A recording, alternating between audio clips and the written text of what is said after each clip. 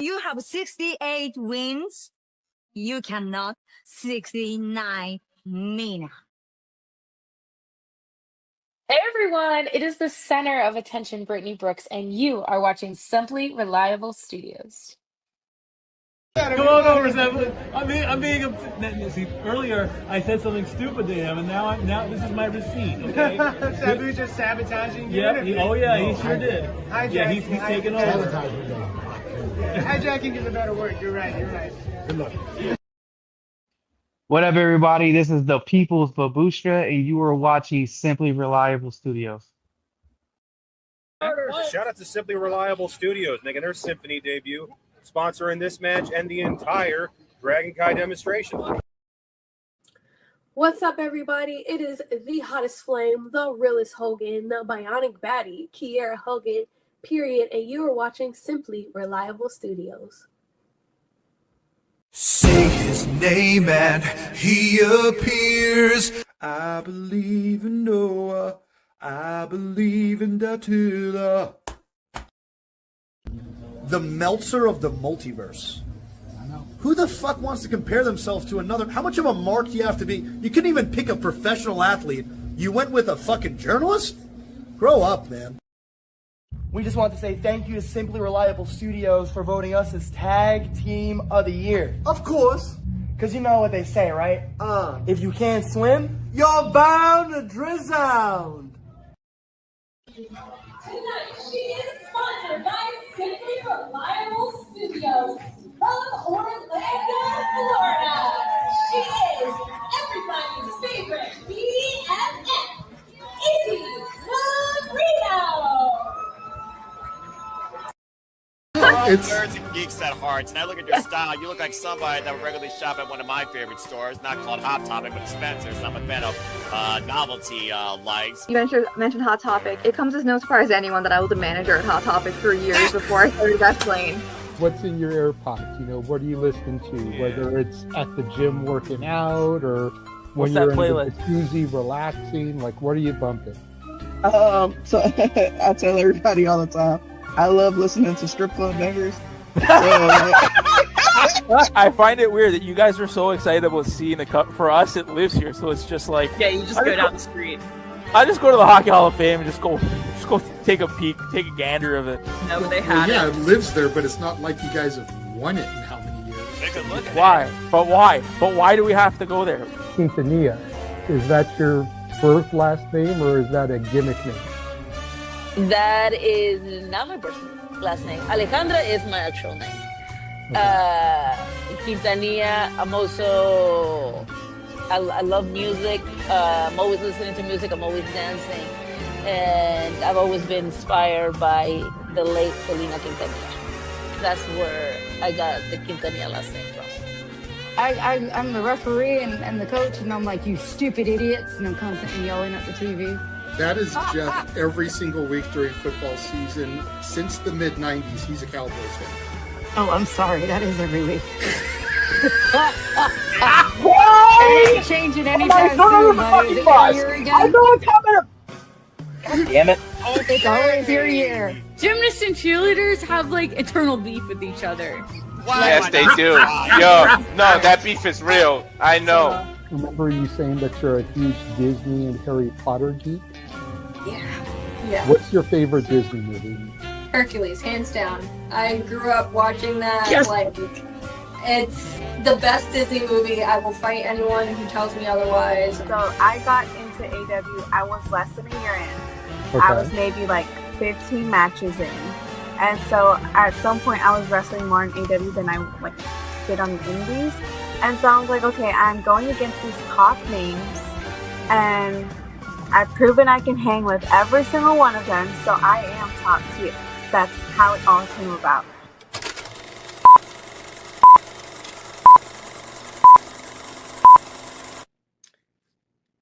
Heyo, this is Jack Cartwheel. You are watching Simply Reliable Studios. Get it? Got it.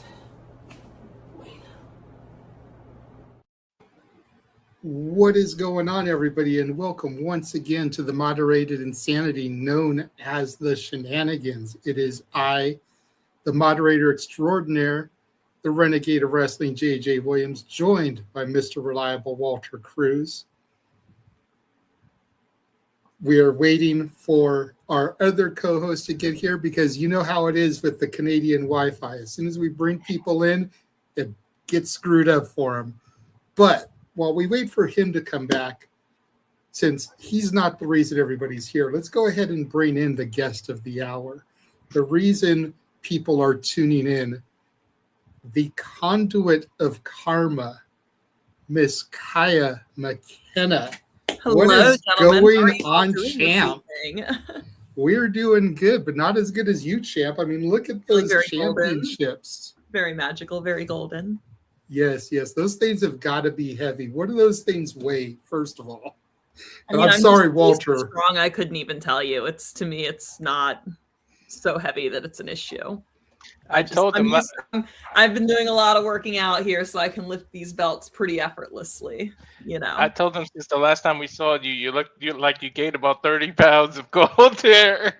If you're going to gain 30 pounds, gaining it in gold is an absolutely great way to go about it, right? No, 100%. 100%. Had a very big weekend, winning both the Spark Joshi Pacific Championship and the Pro Wrestling Symphony Women's Championship as well, back to back. So very excited to make some defenses of both of these beautiful belts in the near future. And we're definitely excited to see you start making those defenses, as of course, it's no secret we will be sponsoring you at the upcoming Symphony show, sponsoring your match, your first title defense there. It's got a goddess on it. I'm a goddess. It's just meant to be. It is. It's karma. It is. A witch and a goddess. Well, I suppose Secret is hoping the third time is a charm for her, but considering that Freya could not beat me without her help and that she could not get it done in our triple threat, I'm not really worried. I mean, I've been watching a lot of her singles stuff because, to her point, I have not had a singles match with Secret yet. So I don't want to go in too cocky, and I don't want to go in like too egotistical and just blow it in my first defense. I have actually been taking it very seriously and preparing and watching a lot of tape on her. And she's got a size advantage on me, just like Freya did. So I'm hoping that maybe some of the things I did with Freya that were successful, I can implement and retool to work against Secret and walk away still the witchy winner. I hope you can too. And let's go ahead and bring in our other host, who's probably the most excited that you're back, even though we ragged on him in that clip that, was in our intro. But Nick is here. Oh, hey, buddy, what's up? Listen, there is only, right now, for the next couple years, there's only one McKenna that matters. But now okay, we just boot him. But now I got two. Now I got two I got to cheer for. What's going on, Kai? I'm good. How are you doing, Nick? I'm sure you're doing really great. Like, number one draft pick overall. That probably had to totally. Listen, we got the number one overall draft pick. We drafted a McKenna. My wife just split open an orange and doesn't know how to eat it. Just life is good right now. Like, she is literally. Wow. Don't put me off. Listen, I'm telling her. So. See, I think we had a contest as to who was the most excited that you won the championship back at the last Symphony show. Of course, you and the Renegades of Puck in the ring jumping up and down cheering with you. Definitely a contender. Put the boys in the ring for a Selly, right? Like, that's how it goes. They've For been sure. very staunch supporters of me on my championship journey. I know Charlie was in my corner for my first title match against Freya. And he did everything he could to attempt to neutralize Sigrid. It didn't quite work out, but that's okay. We went back to the drawing board, and we are victorious this time. Then you had, of course, me and Walter excited. Uh-huh. Then you had Stat Boy Mikey excited, who actually got to be there live and witness it. And then you have this goofball. He's just mad that I'm the number 2 McKenna in his universe now, so it's fine. Sorry, girl. I can't help. Listen. I just want you to know. I am. If I could one punch Sigrid the way he one punched that dude in the bar, that would be a fantastic defense. I'm just gonna be like 160-pound nail gun. Just boom, Just fucking one do punch. it. Listen. So before we get, I need you to do me a solid. I don't know if you've done it yet. I can't go to Scotiabank Arena and have anything but your jersey. So, my first question of the night: did you put a fucking extra large on your shop or what?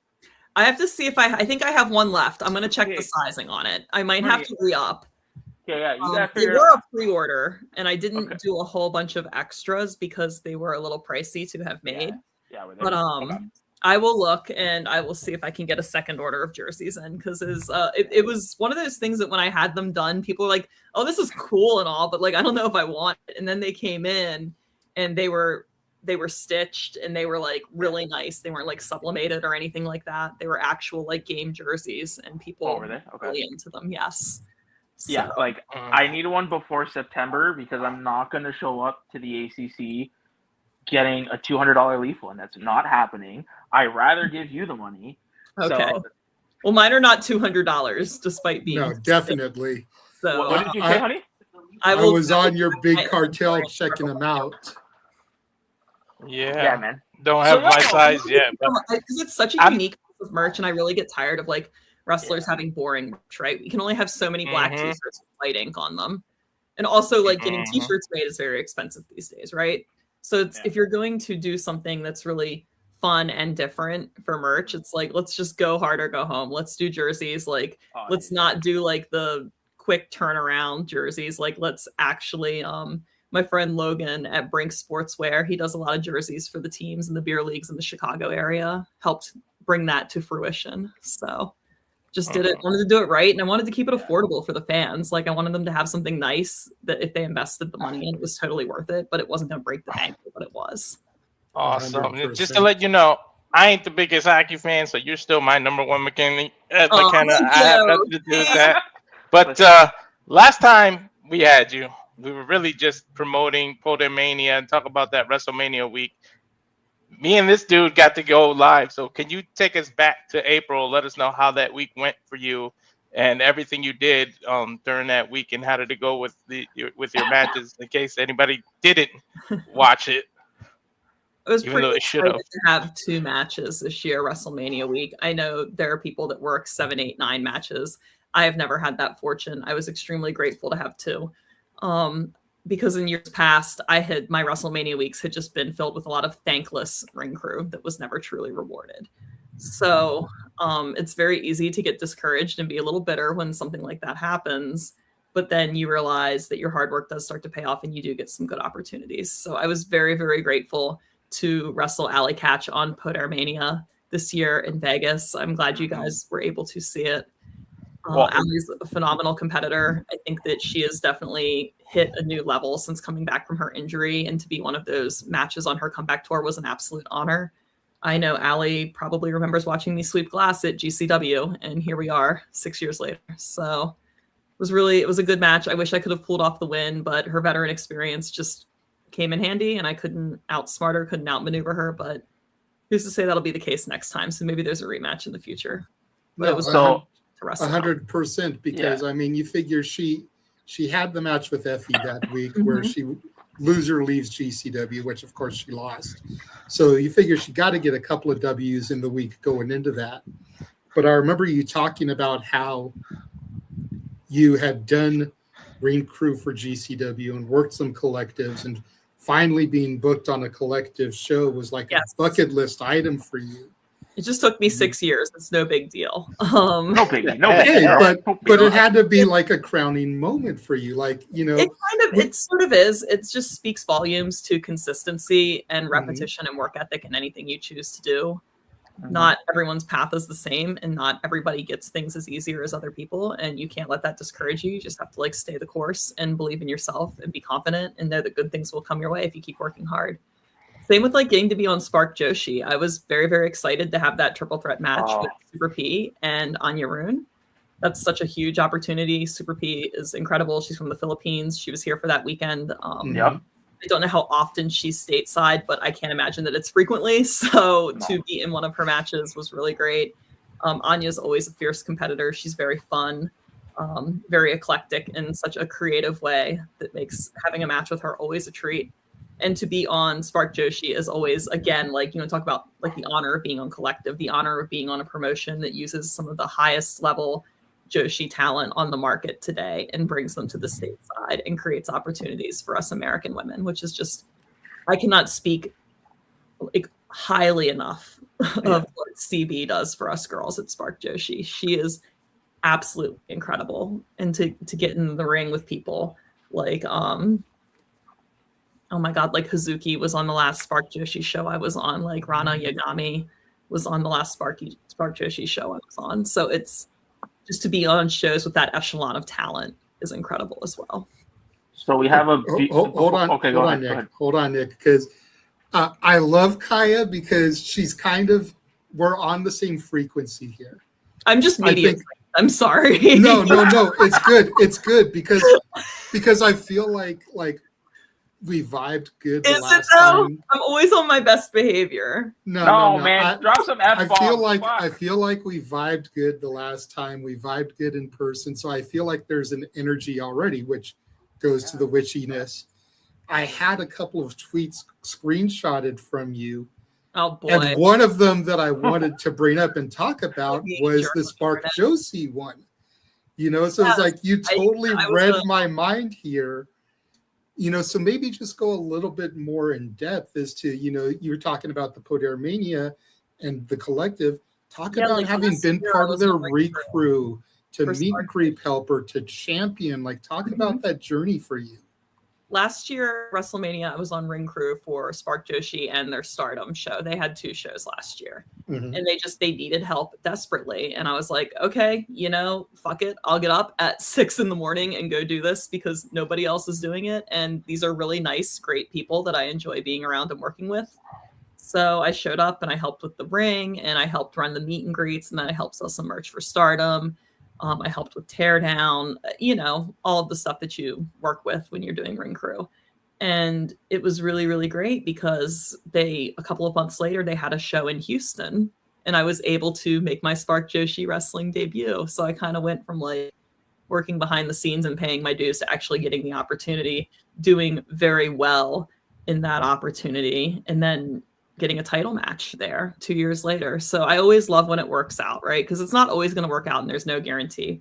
Blah, blah, blah. The business owes you nothing. But when the business does, when you are able to kind of you collect some of those fruits of your labor, it's always a great feeling. So I definitely started out like just as a young girl. And now I am Pacific champion. You double champ. Yes, it's a beautiful belt. I love it. It's so fun and it's so on brand for them. Right? Like that is nice. Incredible. I'm really excited. I can't wait to make some defenses in the near future. So I know when you were on that show, I don't know how much. Listen, I get it. You're super busy. You don't listen to us that often. I totally get it. But I should have you know, when no one found out that you were on Spark Joshi Pro, our other colleague, he's like, yes. Oh my goodness. Oh, dude, you had It a lot was of such an fans. incredible opportunity. It really was. Going into the interview, I keep promoting the Symphony Championship, and he keeps throwing in Spark Joshi Pacific Champion, Spark Joshi Pacific Champion. Like he keeps trying to remind everybody that you just won that one too. I was super excited because I got to tag with Saki in my first match there, who is incredible, against Yuka Sakazaki and Rachel Rose. So that was really awesome to step into the ring with the two of them. And like, just like a lot of trust, right? That they're letting you work with this high level talent. I think sometimes people take that for granted, or they don't think about it that way, that if a promoter is booking you with people like that, they trust you and they believe in your work. So I always took that as the utmost of compliments from them. No, for sure. And speaking of a booker, I had a question from somebody on Twitter that I had to ask you, from a guy named Edward Laredo. I'm not sure who that is. He said, question for the show, what are her thoughts on that Ed dude? I don't know who that is. Yeah, there it is. Nick, let me host. I've got that one too, okay? That's great. Ed gave me my third match ever, I believe. he ran a Podair show in Vegas. It wasn't even WrestleMania week. It was like in December of 2021, I think. I'm going back now. So he gave me my third match ever against this girl Estrella. I'm not quite sure if she's still working. I haven't seen her around in a couple of years, but she was great. And I was super green, but he was just kind of rewarding all the work that I had put in, helping him behind the scenes with his shows as well. And I have been a regular at the Podair Mania shows since. So Ed has always been good to me. He's always given me opportunities to get in front of the fans outside of his show. Like whenever he's had extra spots on his WrestleCon table, he's like, hey, Kaia, you know, I have nobody on my table from 4 to 6. Do you want to come like meet some fans? And I'm like, oh, absolutely. That would be fantastic. And that's very kind of him because those tables aren't cheap. So I've always appreciated his genuine support of women's wrestling like that, right? There's not, there are a lot of people that support women's wrestling, but like Ed definitely puts his money where his mouth is, like when he runs his shows, and he creates opportunities for us to get in front of the fans and meet people out there as well. So I will always be grateful for everything Ed has done for me in my short little wrestling career. 100%. Ed is a really cool dude. And, you know, the fact that he tweeted out about us post-Mania, calling me and Walter the unsung heroes of Podair Mania, just like really, that really resonated with us because he didn't have to do that. No, not at all.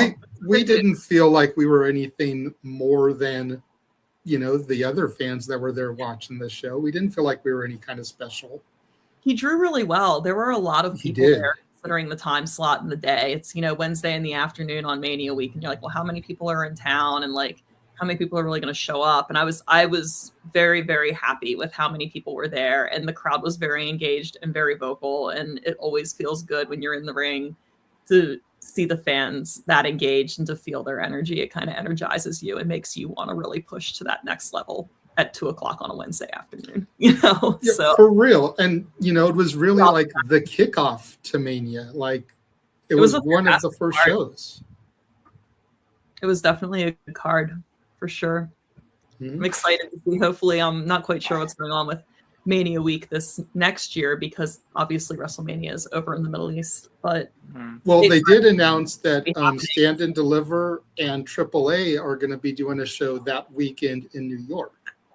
Yeah. So that may be where everything is this year, is in New York, adjacent to. Yeah, we'll just have to kind of see how it shakes out. I'm sure that it'll probably be very regional, which will be fun because then, you know, the problem with WrestleMania week, especially like being in Vegas, is like that's fantastic if you are a California or Vegas-based talent, but that is a very long trip if you are from the East Coast, the South, if you're from Canada.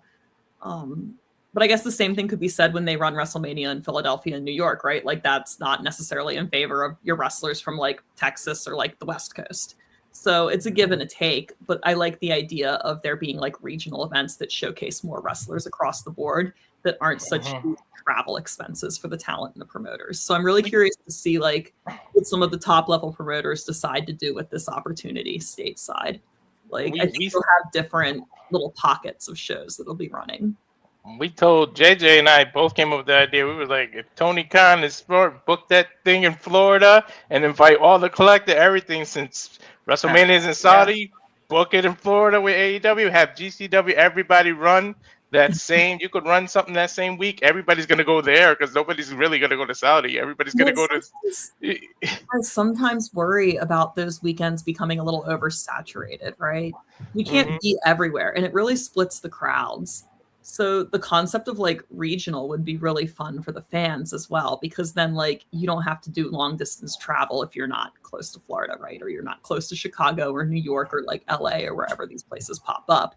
There's like a pocket of live wrestling that you can enjoy that specific weekend that is a reasonable trip for you to make. And it doesn't like oversaturate the market, right? Because when you have, I think it's wonderful that so many companies can run that weekend now. Like that's really, really cool. But when you have like 4 or 5 shows running in the same time slot, you can't be at every single one. And there's a finite amount of fans that I feel come to WrestleMania week, specifically for independent wrestling. And when you split that crowd and thin it out, no one's making money. Then people stop running or companies fold. And then that's less opportunities throughout the overall year. So I like the idea of it not being centralized, maybe being a little bit more spread out just because it'll showcase new talent. the fans can travel shorter distances. It won't split the crowds. People will still make money. Oh my God, there's a giant bug on my desk. Oh, I was like, what the hell is moving? Okay. No, I would be curious to see how it shakes out. And if they do choose to do a centralized independent wrestling weekend, like that will obviously be great as well. As we all know, those are always a good time. But I do think there is an opportunity to do something a little different this year. So we'll see where everybody lands.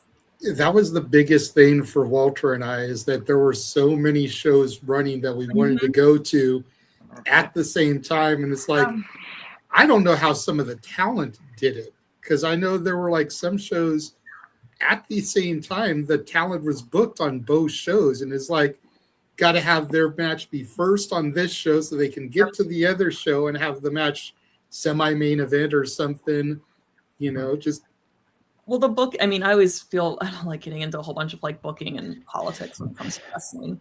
But the other thing that I always found to be very interesting about those weekends is you do actually have all of the talent in one spot, right? Like we're all here, and you do see a lot of the same people on all the same shows. And I'm like, but you can literally get anybody you want and probably not have to eat a huge travel expense to have them. So this is a good time to like shake up the bag a little bit, right? Like, yes, reward your people that are good to you year round, but if you have access to talent you wouldn't have access to otherwise, like diversify your card a little bit. Like you can talk about like Ed's show, right? Like Ed did a phenomenal job of having a good mix of talent on his show that maybe you couldn't see at the other shows, right? It wasn't oversaturated.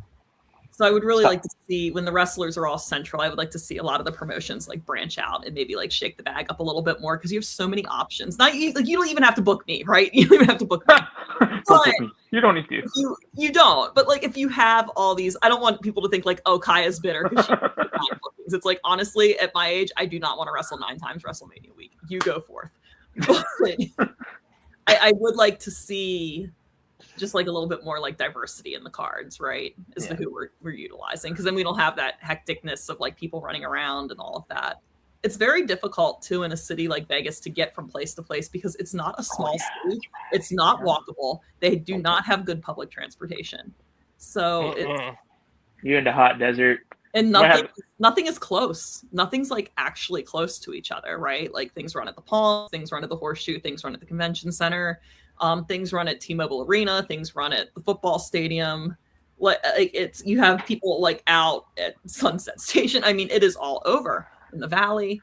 You can't like get around easily, right? So that's something that as a talent you always have to account for too. Like, how am I going to get myself around to these shows, like, and be a responsible adult? Like, I'm taking all these bookings, but it still falls on me to make those bookings. This is why we need Stat Boy at every show.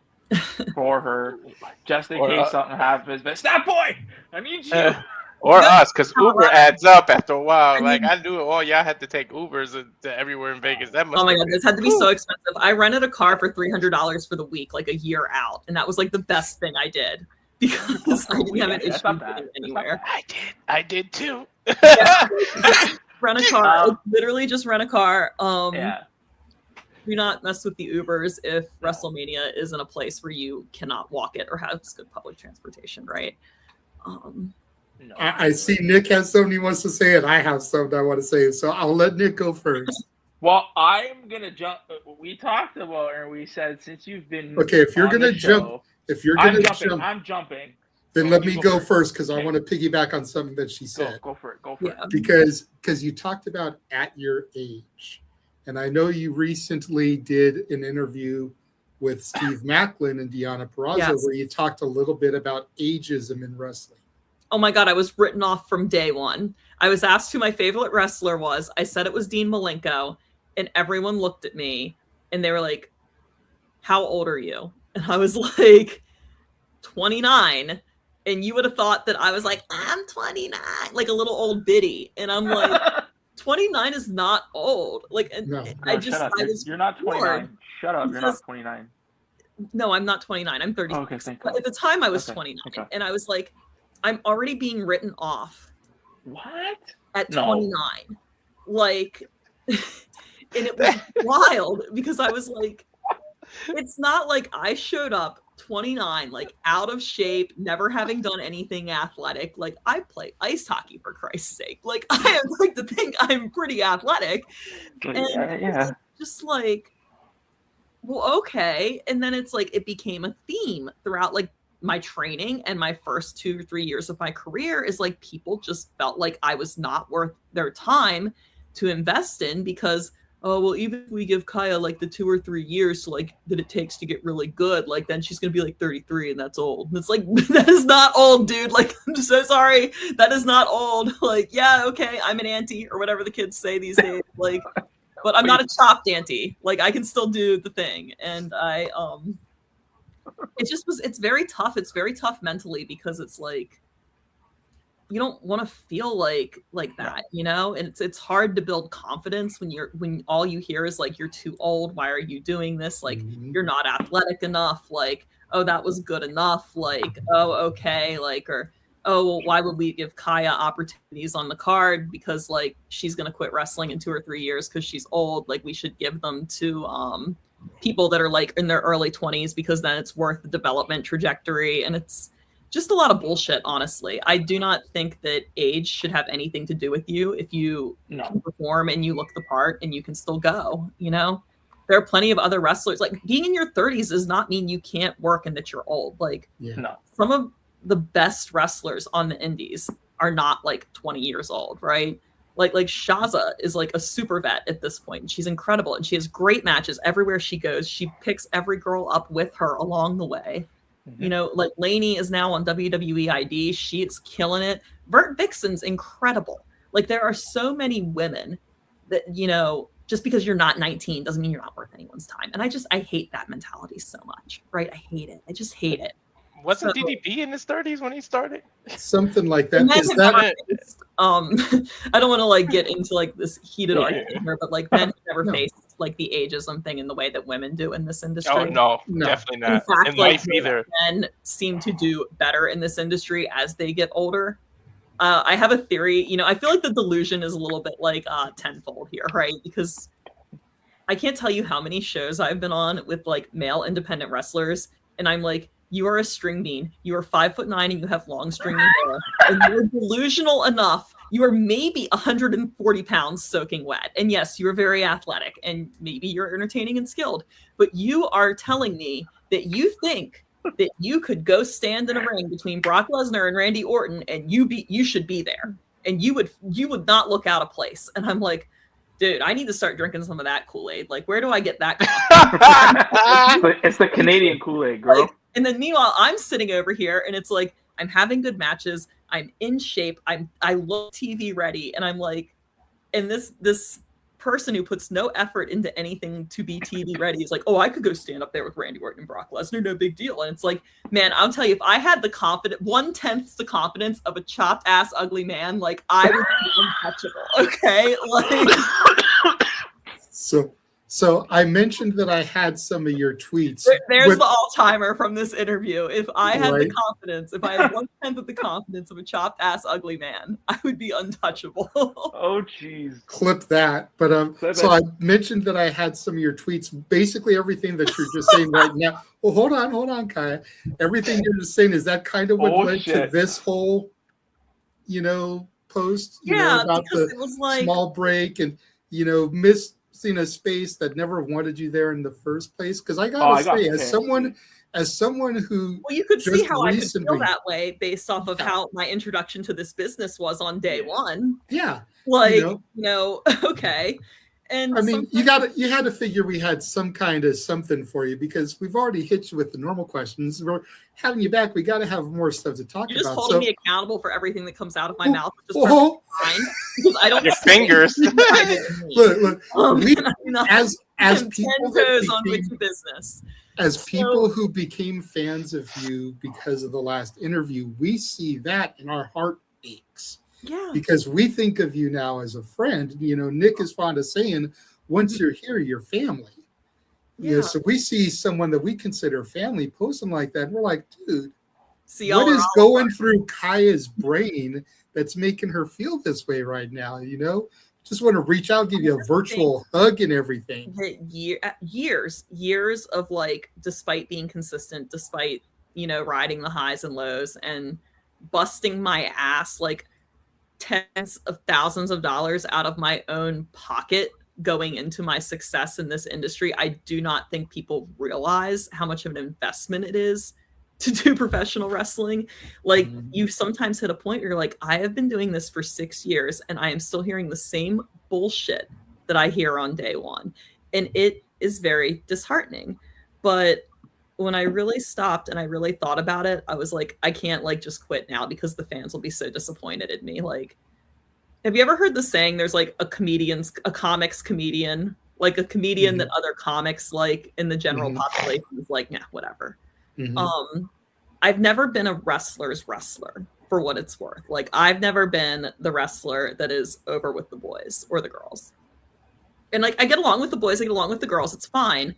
But I've never been that type of wrestler, right? Like, I've never been the one that is like, I've never popped the boys, you know? And that's fine.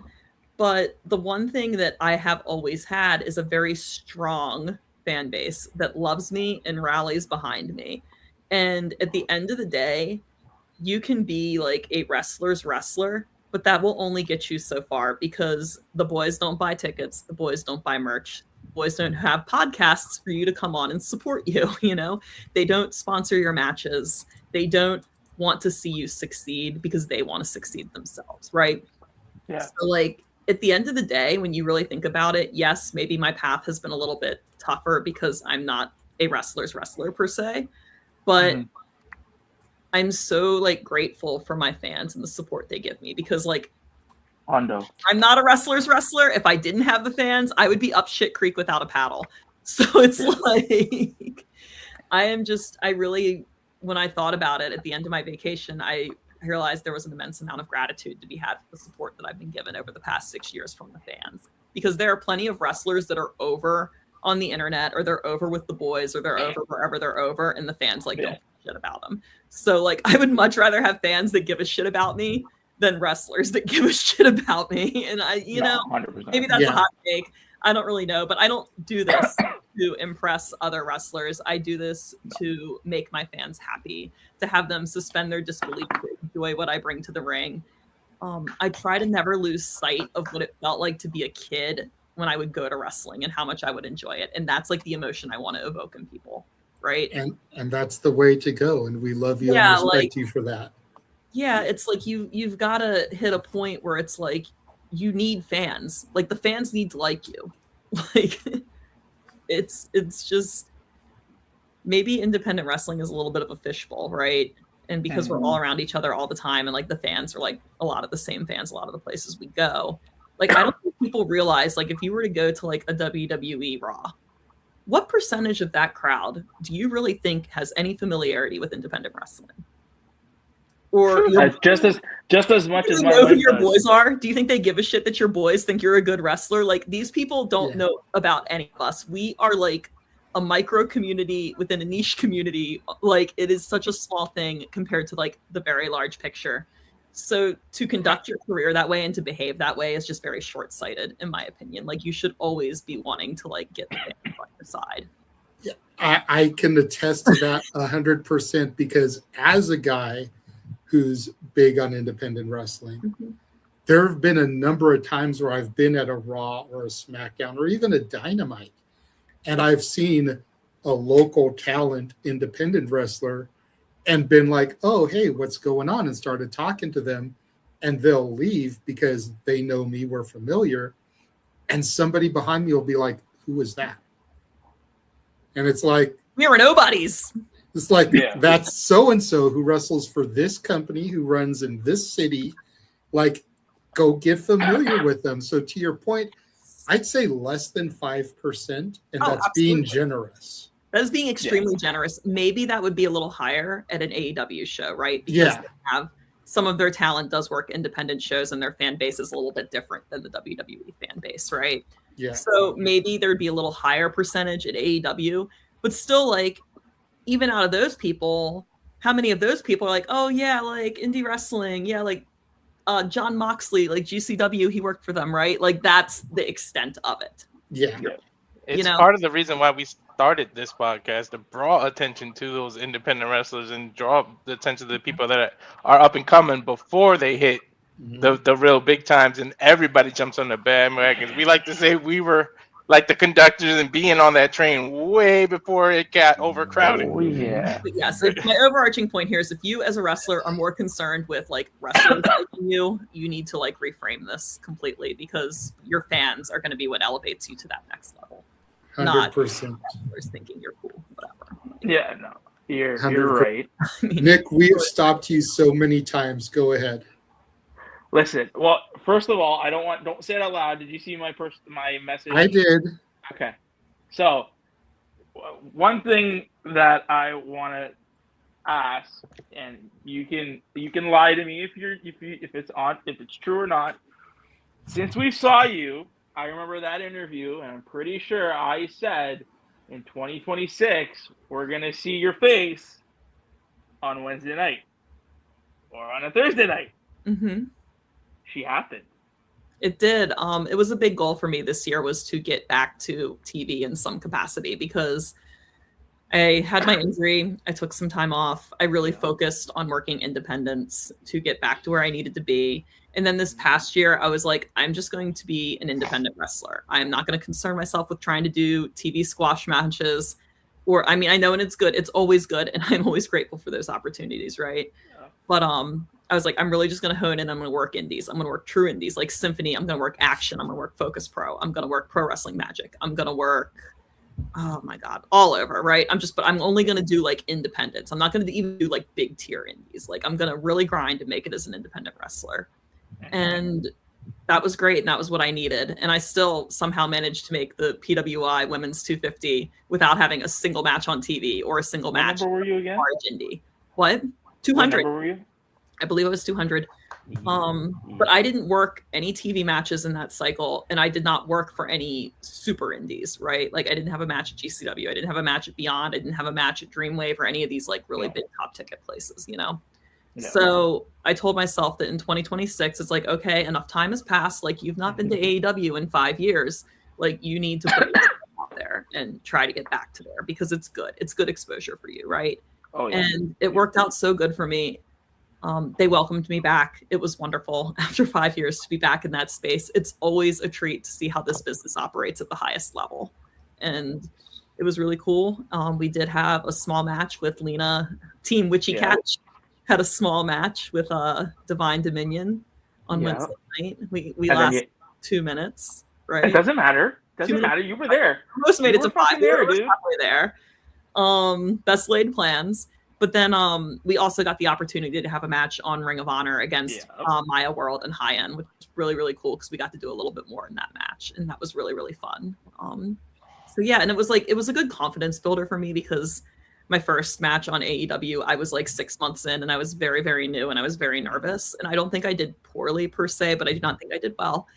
And it was very hard, you know, it was like, that was a very hard experience to have that early on in your career, especially after how I started during the pandemic as well.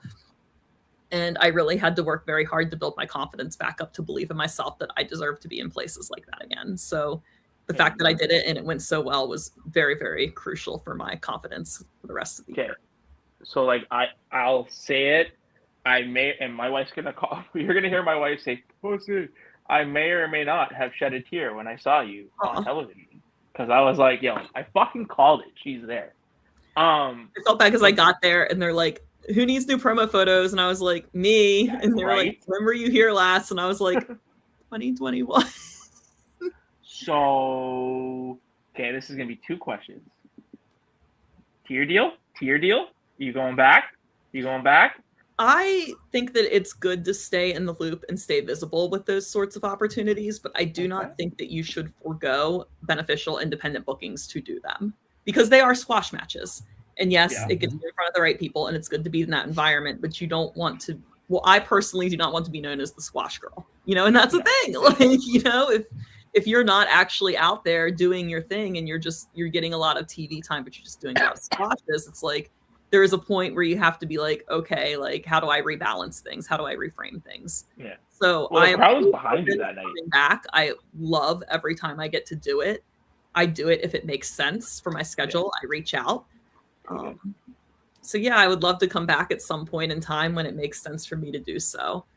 There are people that go to crazy lengths to do extra work. Like I know people that will like fly across the country to do extra work just to be a security guard or something. And if that is your hustle and you have those resources to do that, like there's no one path in this business and that is your choice. But I do think that there is a point in time which you have to have a very realistic conversation with yourself and the trajectory of your career and what you could be doing with your time and your resources that would be more beneficial. Because they know you exist if you're there, right? Like they know you exist, they've seen you. WWE doesn't really do matches these days, but AEW does. So AEW is seen work if they have you in. They're aware.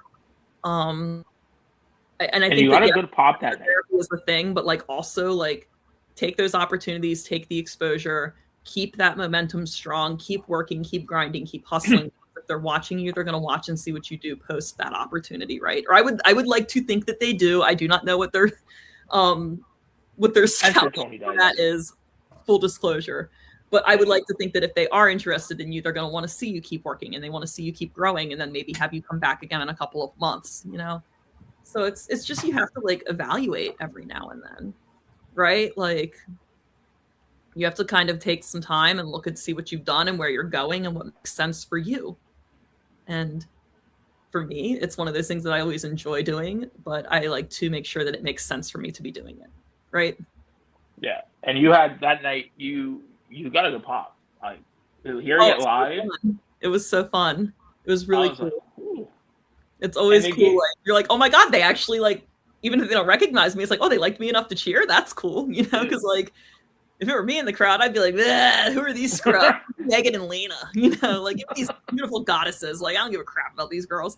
So, but no, it's always wonderful when the fans support us as local talent because it does make you feel less like a jobber. Well, and you had some action in there. Like you threw a couple shots, which was nice. Like it's not like it was a complete squash. No, I was like, I'm gonna run around a little bit and see what happens. Yeah, like if I'm remembering it correctly, you had some offense. You and Allie did, but you more so had more than her, I think, in that match. And then, like I said, the crowd was behind you. So I mean, I was also like a hometown girl. That taping was 10 minutes from where I grew up, so it was really, really cool. I'm probably the only wrestler to be a Salisbury, Maryland, like hometown person. Like maybe there are a couple more, but. Yeah, it was cool. I couldn't like for weeks after that because it's a small town. I would go to the gym to work out and like I could not get through a workout in less than 2.5 hours because people would like come up to me in the gym and be like, "Oh, were you at?" You know, no way. I don't mean to interrupt you, but I think you were on that Dynamite my kids 2 weeks ago, and I was like, "Well, yeah, that was me. I had a little match, you know." So then you have a conversation because it's always nice, right? But I was like, oh my god, I can't get through a workout. I can't get through a workout. It's like it's finally tapering off, but it was really, really aggressive for like 2 or 3 weeks. I started having to go to the gym like very late at night because I was like, I just want to you're like talking for 2 or 3 hours in the middle of the day. Wow, that's awesome though. It's good to see that kind really of success. Cool, right? It feels good. It's like I don't want to sound like I'm complaining about that, but like it was cool for sure. Like that's fun. No, dude, like I said, you fucking killed it that night. It was great to have a good showing. It really was. Considering where I came from and my last experience there, it was really good to have a great showing. I was very happy and very grateful for it. How's the hockey going? No, it's all right. We're doing good. We're going to the playoffs here in a couple of weeks. We've got like 3 more games. Team's got a pretty good record, so very, very happy, very grateful. Goals and assists? What are you at? I think I have like 2 goals and I've got like maybe like 10 or 12 assists. I've been playing on the right wing this season. I've never really been a goal scorer, unfortunately. It's just like if it happens for me, it happens. Like the one was just like a real wide shot from like the circle. But I like to kind of just like my game a little bit more is just kind of like get in the way, clear pucks out, get them up to the center and like support them at the net when I'm playing wing. I have a little bit of size So sometimes you can just tie people up. Someone can pick the puck up and then you can support them. I don't want to get too into the nitty gritty here, but I've kind of taken a more of like supportive role, like an offensive defenseman, if that makes sense. No, it makes perfect sense. Excellent goal scorers on my team, phenomenal players, like girls that have been playing like way longer than me that just, I don't know why they're playing with us because they're so good, right? But it's always a treat when you have them and they're very coachable. Like they're good player coaches and you learn so much. It's been good for me too because you got to have something other than wrestling. You really do. Everybody does. Do you ever worry about getting hurt doing the hockey to where you can't wrestle?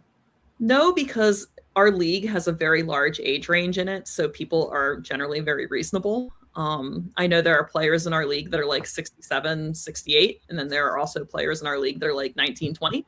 So everyone's kind of very cognizant of this and about the fact that we are adults that have jobs we have to go to the next day. So people are not super aggressive, which is kind of nice because I just want to have fun. I'm not trying to run people over.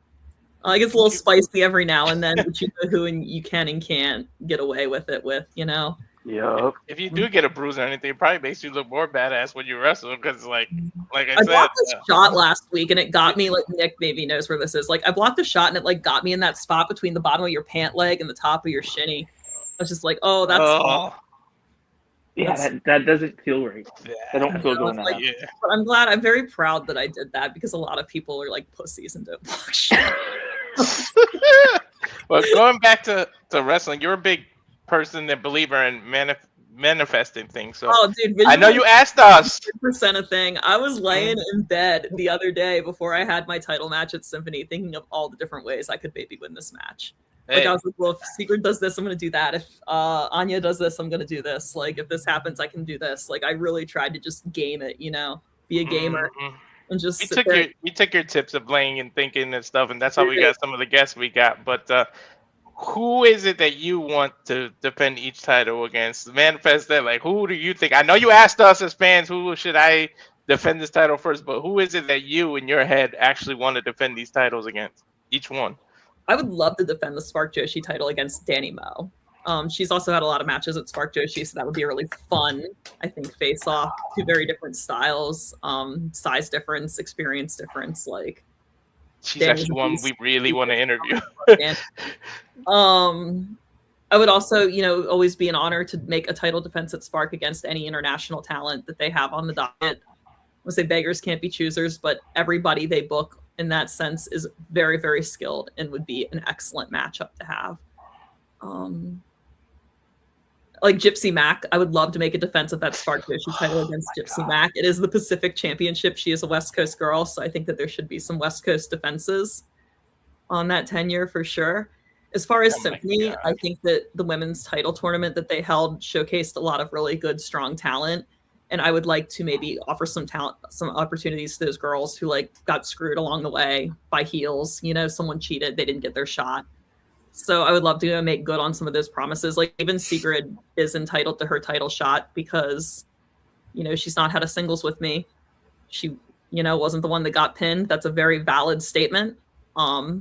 And I am, if nothing, a benevolent goddess, and I totally intend to make good on her wish to have that singles in the next 2 weeks. 2 weeks. Damn. You read my apples. I really want you and Danny Mo now. Now that you said that, that's what would better. Danny, it would be really fun, right? I just try to think of like, oh man, I would love to make like a title defense against like Alice Crawley to get out of my head, Kaia. In the title tournament, and it was an incredible matchup. And I would just like to go revisit that with her with something big on the line. Let's manifest all of these. Now shows up when the lights are the brightest, right? So you're gonna manifest it so hard, you're gonna end up like in a 6-way match with everybody you just mentioned now. Well, like I said, there's a match. You gotta show up when the lights are the brightest. I mean, there are a lot of people that can't do that. Like they can be there all along the way, but when it's, you know, time for the big dogs to come eat, it's like, all right, where are you at? So I don't want to be one of those champions. Like I want to like be there when the lights are the brightest. Like I want to show up. I want to have good matches. I want to extend opportunities to people because I think that that's what makes a good champion, is not being a chicken shit about it. Yeah, like I think that a lot of people like when the lights are the brightest, they fold or they can't hang or they don't show up. And it's like, I want to show up. You know, I want to be a fighting champion in both cases. So I want to. Okay, I gotta word this. So a mutual friend of ours, all of us in here, says that Boston is the place to be in October. Oh yeah! Oh my god! Boston's a pretty great place to be in general, and I know that that's not everyone's opinion, but I enjoy going to Boston. I love working for Focus Pro. Anytime I can eat a giant meatball at Strega, I'm a very happy girl. Like, so you gotta give Evan shit because I asked him, I was like, "Yo, we're having Kaia on today. Come in and say hi," and he's like, "I gotta put the kids to bed," and I'm like, "Yo, he's got dad duties." I know he's on dad duties. Y'all are talking about manifesting matches. There's one match that I want to see because I don't think I've bring that seen. to Steph DeLander. She domed me with that title, and I'm still pissed about it. If everyone thinks I forgot about that because I was busy winning other championships, they're sorely mistaken. Oh, well, trust and believe. When we had Evan on here, we gave him shit for the fact that you lost the title to Steph. She cheated. I had a goose egg on my head for weeks. I couldn't even put my fucking helmet on. Like, I put my helmet on and like the goose egg from where she domed me with the title was right where your helmet pushes your head. And I was like pissed about it every time I played hockey. So if she thinks I forgot, no, bitch, I did not forget. Damn, clip that. Save that energy. Save that energy for the end. But I want to ask, have you ever been in the ring? I don't think I've ever seen you in a death match. Yeah, I don't do death match. Okay. Look at these nails. No. I know, but like, look at this. No. I love watching deathmatch. I think it's incredible. I love watching, like, oh my god, like I think one of my favorite deathmatch wrestlers was like Alex Colon. Like, it was incredible, right? But I'm manifesting a match. I don't know. Hopefully, it happens one day. There is a certain wrestler from a different promotion that uses chains as the ring ropes. Oh yeah, like ICW. That's fun. Would you ever get into the ring with Angel Metro? Absolutely. I would absolutely love to wrestle Angel Metro, and I think that it's really unfair to kind of like stereotype deathmatch people as always deathmatch wrestlers because Angel could go in any situation she was in. Right. Phenomenal worker across the board, right? So I would love to get in there and mix it up with Angel. I think that would be so fun. Well, I mean, I think she's worked very hard to get to where she is. I remember when she started her wrestling journey, just kind of like seeing it come into fruition. And she certainly has found her niche. But yeah, dude, she can go. I would love to have a match with Angel. I mean, maybe not a death match, but I would have a match with Angel. And I think Angel would be able to hold her own. She's very, very good. I mean, NHB is in Boston. NHB is in Boston, though, so. I don't know. And I can get a meatball. Maybe. Y'all ever been to Boston? Honey, can we go to Boston in October? She's shaking her head. She's going to kill me after we're done. None of y'all have been to Boston? No. I've been to Boston 100 times. I used to live in Connecticut. I used to go there all the time. I'm a Celtics fan. I drove. You know how many times I went to go see the Celtics in person? So it's old Madden. I haven't been past Missouri, so. Okay, that's fair. I never been to a Bruins game though. Oh my god! So when I was in Vegas, I was like, I'm not doing wrestling shit the entire time I'm out here. I'm gonna do some other stuff while I'm in Vegas, right? So we got tickets. Me and Rory and Pat from Pro Wrestling Symphony got tickets to a Vegas Golden Knights game because I have not been to T-Mobile Arena yet. And I'm trying to go to all the arenas. So I was like, well, we're here. Let's cross it off. It's the end of the season. Tickets are cheap. And I went to this hockey game, and this does tie back to Boston, right? I went to this hockey game, and it's like they have fire and dragons and like the worst clubs you could ever fucking imagine between every intermission and every stoppage of play. Like, and it's just like casino noise and flashing lights and showgirls and cheerleaders and like everything. It is like a spectacle. Okay. At the Golden Knights game? Yeah. Oh yeah. Oh yeah. And like, I was just sitting there and I was like, well, this is an enjoyable spectacle, I really would prefer to be at TD Garden with my massive beer in a sippy cup and my hot dog on a piece of bread while they play their shitty organ and Charlie McAvoy puts somebody into the bleachers. The Celtics do that. They have the Celtics have the biggest halftime bullshit like every time. Maybe I'm just a Northeast hockey fan, so I like the good old hockey game. But like, man, I'd love a hot dog on a piece of bread right now. Hot dog on a piece of bread. Yeah, that's the thing at the Garden. They like hot dogs and it's on a piece of bread. It's struggle meal at the Garden. Sorry, but you know there's a requirement now that you have to come watch a game in Toronto. You know that, right? I've never been to a game in Toronto. I've been to a game in Edmonton. No, but that doesn't count. It was fun. He's just trying to hang out with you. That's all that is. Molson's. It was great. It doesn't count. It's fucking Edmonton, dude. No, you gotta come to Toronto. When are you coming to wrestle in Canada? Never, like, when are you? I wrestled in Canada last year. I did a show in Edmonton for Love Wrestling, and then I also did a show for. Oh my god, why am I drawing a blank? Oh, this is embarrassing. I don't even remember where I wrestled.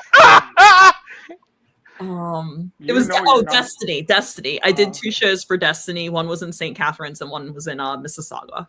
Sorry if I said that incorrectly. You were okay. You said it right. Pretty close. No, the missus is from Saga, so we know you were pretty close. Okay. Nick is just jealous. I would love to come back and wrestle in Canada. I think it's beautiful in Toronto in the fall. Honestly, like, hurry the fuck up, dude. Hurry up. Nick just wants to hang up with you like we did. That's all it is. That's what I was gonna say. It's professional jealousy. You, me, and Ed. It's professional jealousy. You have no idea how many times he messaged our group chat while we were in Vegas. Fuck you guys. Yeah. Fuck you guys. Yeah, because we hung out with you for like 3 matches or something in a row. We were just standing there, and then we took that picture with Ed, and we showed him that, and he was like, "Motherfuckers!" Are you shuffling hockey cards? No, they're not. Oh, you're not. Oh man, he's like, I don't have paper. Sorry. No, that's my Yu-Gi-Oh cards. That's his little like tick he has. He shuffles Yu-Gi-Oh cards while we're talking. He shuffles boy paper. Yes, leave it. Listen, don't worry about my boy paper. You figure out a way to get that jersey on site, okay? I need it before preseason. Sounds good. Yeah, it's like I'll get it in too. the trenches for sports right now. I mean, SummerSlam is this weekend. It's going to be phenomenal. I'm not going this year, but I'm excited to watch. Coach got a big match. Can't wait to see that. I was just going to ask, what match are you looking forward to this weekend? Is it Seth and Roman? Absolutely. Oh my god, yeah, like all-timer. It's an all-timer. Like, can't wait. Absolutely. See, a lot of people are just like shitting on SummerSlam. A lot of people just like need to get over it. Like, just enjoy something. Like, oh my gosh, like, just can you not enjoy anything? Like, well, have you seen the people about Redemption this past weekend? No, I haven't. I try not to go terminally online. Are people upset about that? Oh god. Oh god. That's okay. Something will happen Monday for them to be upset about. No, they're gonna ride a high for something happened today that people are gonna ride a high, but I'm not gonna spoil. Oh yeah, I saw like yeah, I don't know spoilers. I saw Motor City came back, which is amazing. Good for them. Yeah, dude. That's not she goes. She spoiled. That's why I said I wasn't gonna spoil it. I mean, all you have to do is open the Twitter machine, and it's like, oh, okay, shit. I was going to say something did happen on Monday that people were hating on, the Joe Hendry Danhausen thing. You know, I really just think there's something to be said for learning to enjoy things, and it's okay if not everything is for you. There's plenty of stuff that's not for me.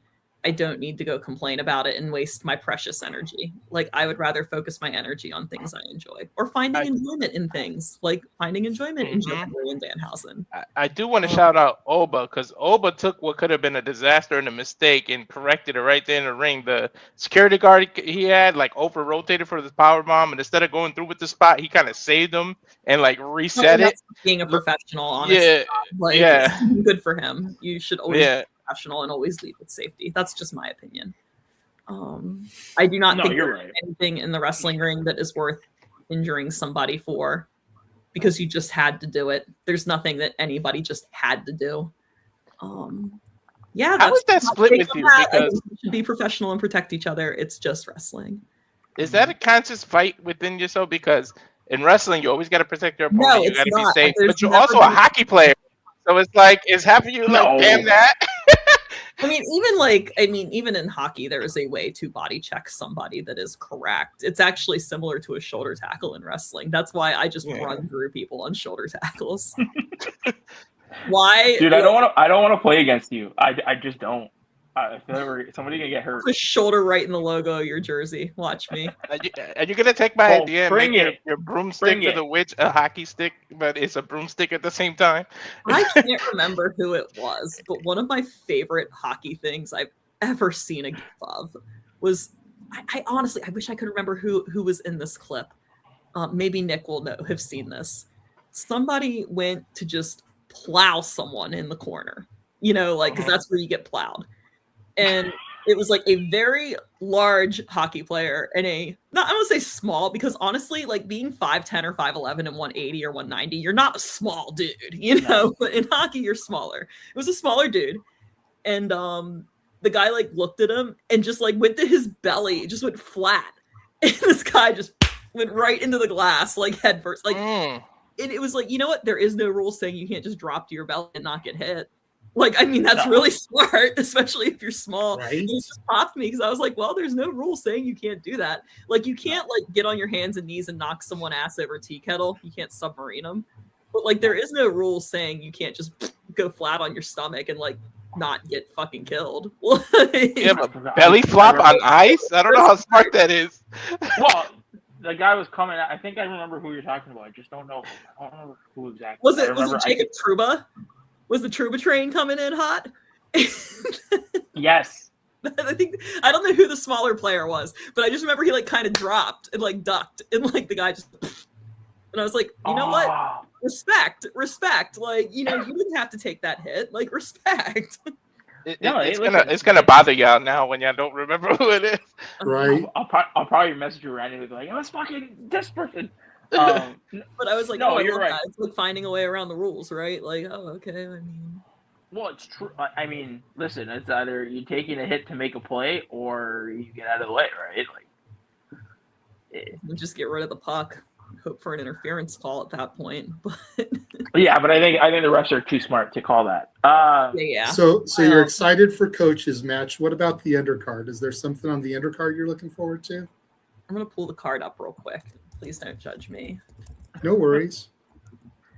Just because like I can't remember like what's on which night, No. Oh yeah. Totally get that. They just dropped it or something about who's on which night. Yeah, they did that on Monday. I'm looking real quick. Nick Aldis. I forgot Nick Aldis is having a match against Gunther, and I actually really want to see that. I think that's incredible. Nick's awesome. Yeah. Gunther's obviously an animal, so that'll be great. I think that'll be like a low key, like sneaky good match. 100%. I mean, I think people know it will be a good match, but I think it'll be sneaky in the way of like how good it will be. Really, I think to see Nick Aldis in a WWE ring. I think it's a tale of two sides to the coin, right? Because a lot of the WWE Universe fans like have no idea about who Nick Aldis is other than a general manager. Like we were talking earlier about the percentage that's familiar with independent wrestling. Mm-hmm. Like there's a lot of the people that don't know about the NWA Championship run and maybe don't know about the Impact World title run. You know, and they just think this general manager dude is about to have a match with a guy that's known as the ring general, the career killer. He's a big dude. Like, and then there's the people like the fans in this room, and maybe the ones watching in the chat that know who Nick Aldis is. That's like, okay, if Nick Aldis has the rust off him, this is going to slap. Like, this is going to be a banger of a match. But then you just got that section of the fans that's like, general manager is going to wrestle Gunther? I think there are some fun matches on this card, honestly. 100. Like, I think that Sammy and Finn will have a great match. I think we all know that. And Chad Gable is awesome because it's just two wildly different styles of wrestling, but two very skilled individuals. So that I almost guarantee that Nick Gunther have been working with each other for the last like 4 months in that ring, knocking his rust off. Like after the fans leave or before the I fans don't know come how long in. it takes to knock rust off. Some people like bounce back very quickly, like a week or two, and they're good to rock and roll. It just depends. Nick's obviously in incredible shape still, so I don't think that it's probably going to be too much of a leap for him to get back in the ring. Well, we always hear as fans that there's a difference between being in shape and being in ring shape. Yeah, I mean, I think that honestly, like, what it really comes down to is like, if your legs go, you go. Like, I know that's nuts. I've noticed it. Obviously, in hockey, it's a thing. I've noticed it in wrestling as well. Like, most of the time when people are blown up, it's because their legs are done and they just can't get up. They're cooked, you know? So just like really. Bag skate.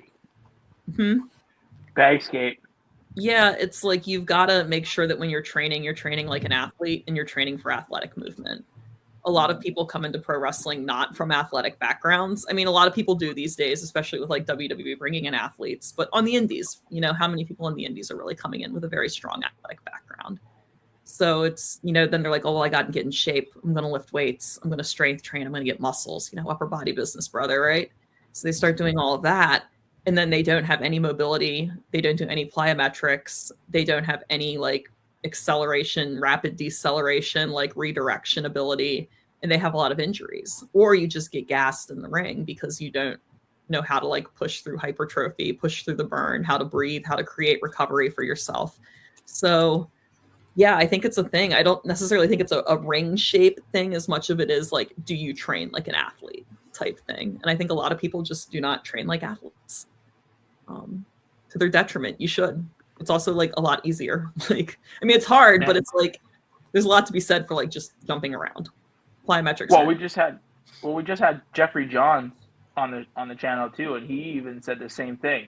He was like, you know, I changed out because we talked to him and we noticed that even he was moving a little differently, a little bit quicker, a little bit better.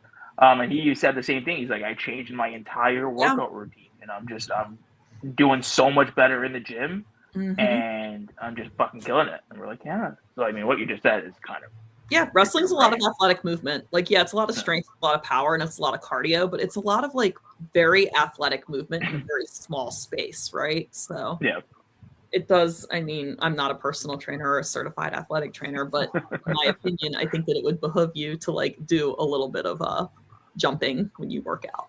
You know, I mean, you just have 2 championships to prove it. So I mean, right? Last everybody, gas in the tank. You need a third. You need a third. Evan. You know, it's a thing, man. Just like being able to like have that gas in the tank in anything you do. Like even on my hockey team, it's summer. People are on vacation. We've only been benching like 10 players for like 3 weeks now, 3 or 4 weeks, and that's rough. Yeah, But we've pulled off some really impressive wins against teams that are benched with 14 people, just on the sheer basis of being better, having better conditioning, right? So I do think that conditioning is a key, but it's not just like running around in the ring like a crazy person. There are ways to like build conditioning and increase your VO2 max and become a more well-rounded, better athlete that will benefit you in professional wrestling. I'm trying to think of who it was that told us her leg. Oh, Kid Bandit. She was like her legs were just. That's how she kind of knew, or her knee. I think she said. And that's how she kind of knew it was time to call it a career, even though she hasn't been wrestling that long. When we interviewed her, that's what she told us. I mean, you got to take care of your body in anything you do, right? You've got to prioritize like sleep, recovery, the correct type of training, the correct amount of training. You don't want to overtrain. You know, it's a constant. It's like every day I wake up and I'm like, how am I going to train to be a better athlete, be a better wrestler? How am I going to be better in the ring? How am I going to be faster in the ring? How am I going to move better? How am I going to look like I'm moving better, right? How am I going to skate faster? How am I going to be more explosive? You know, how am I going to be able to like change direction quick? How are my feet going to be faster? So it's a work in progress. And I just think that you constantly have to be working at it. You can't slack up. And then you have the mental aspect of it. Like I said, I used to play football, and I remember I messed my ankle up, and the day I came back and the coach is like, you're up. Like the whole mental part of it, like, oh shit, am I gonna move the wrong way and hurt my knee again? I mean my ankle again, and it's like you get all the shit put in your head, and then but you just gotta go out and do it again. Yeah, a big part of Well, my it's all- rehab process for my shoulder was restoring confidence in athletic movement and not having any kind of hesitation that would cause me to be re-injured. And that's the whole mental side of it is wild. I know professional sports teams have sports psychologists that deal with their athletes and address that. I believe AEW has a team of sports psychologists as well. Someone told me that, which not is really surprising. awesome. Which is really awesome that they have that for their athletes, because there is a whole mental side to performance that I think a lot of people do not pay any mind to. Well, I mean, you talk about even the athletes in the sports psychology. When you have a guy in the locker room like a Colby coming from a football background the way he does, I'm sure he has that athlete psychology. You know what I mean? So, like, definitely you have people around you that you can kind of feed off of, right? Yeah, and that's just a lot of sports specific training too, like looking at breaking down the type of movements you're going to be doing and what you need to do to be good at them. No two sports are exactly the same. There are some similarities between some things, but you got to train for the sport you're playing and the sport you're doing. Hockey is the hardest sport in the world. Just saying. Yeah, because you got to skate and do that shit at the same time. It is hard. It's hard. I was talking to a friend of mine today about this. It's like, how do you explain to people like playing hockey? And I'm just like, I don't know. I just play hockey. Like I know that's crazy. It sounds so crazy, but it's like you're not thinking of your hands or you're skating when you're playing. You're in the game. You're in the game, right? But yeah, have you ever seen those TikToks where it's like rage baiting people where it's like, what would you do if you were more athletic? And it's like, excuse me. What the fuck are you talking about? I'm like, I guess maybe pro wrestling. Right? Yeah. I mean, my son did hockey in high school for like 3 months, and then he was like, I'm not doing this no more. Well, dude, you got to think about it. You're playing a sport. And when people don't, like, some people are, I don't know if they're naive or just trying to be funny, but you think about it. With hockey, you're playing on 2-inch thick blades attached to your feet. You're not even balancing on that most of the time. You're balancing on an edge that's probably the width of a sewing pin. Like, you have 2 inches on your skates. So it's like you're not even. No. So for people to be like, oh, it's not the hardest sport. I look at them, I'm like, you guys are on crazy drugs. Oh my god! I just thought of a weapon for you in a hardcore match. Very humbling. I think in wrestling, one of the things that humbles people the most is running the ropes and just realizing how difficult that actually is to do. That is a very humbling experience for people when it comes to pro wrestling. I've noticed that. When it comes to hockey, I think it's just like, okay, now hold this stick. Okay, now you have to control the puck, but you can't look down because someone will kill you. So you have to look up, and you can't look at the puck, but you have to feel it on your stick. Oh, by the way, you also still have to be skating. Oh, and you can't just skate back and forth. You need to be moving laterally. You need to be crossing over both directions. So when you start adding these layers, I think that people are like, oh, shit, this is like really hard. It is. I think it's the hardest thing. I think hockey's harder than pro wrestling.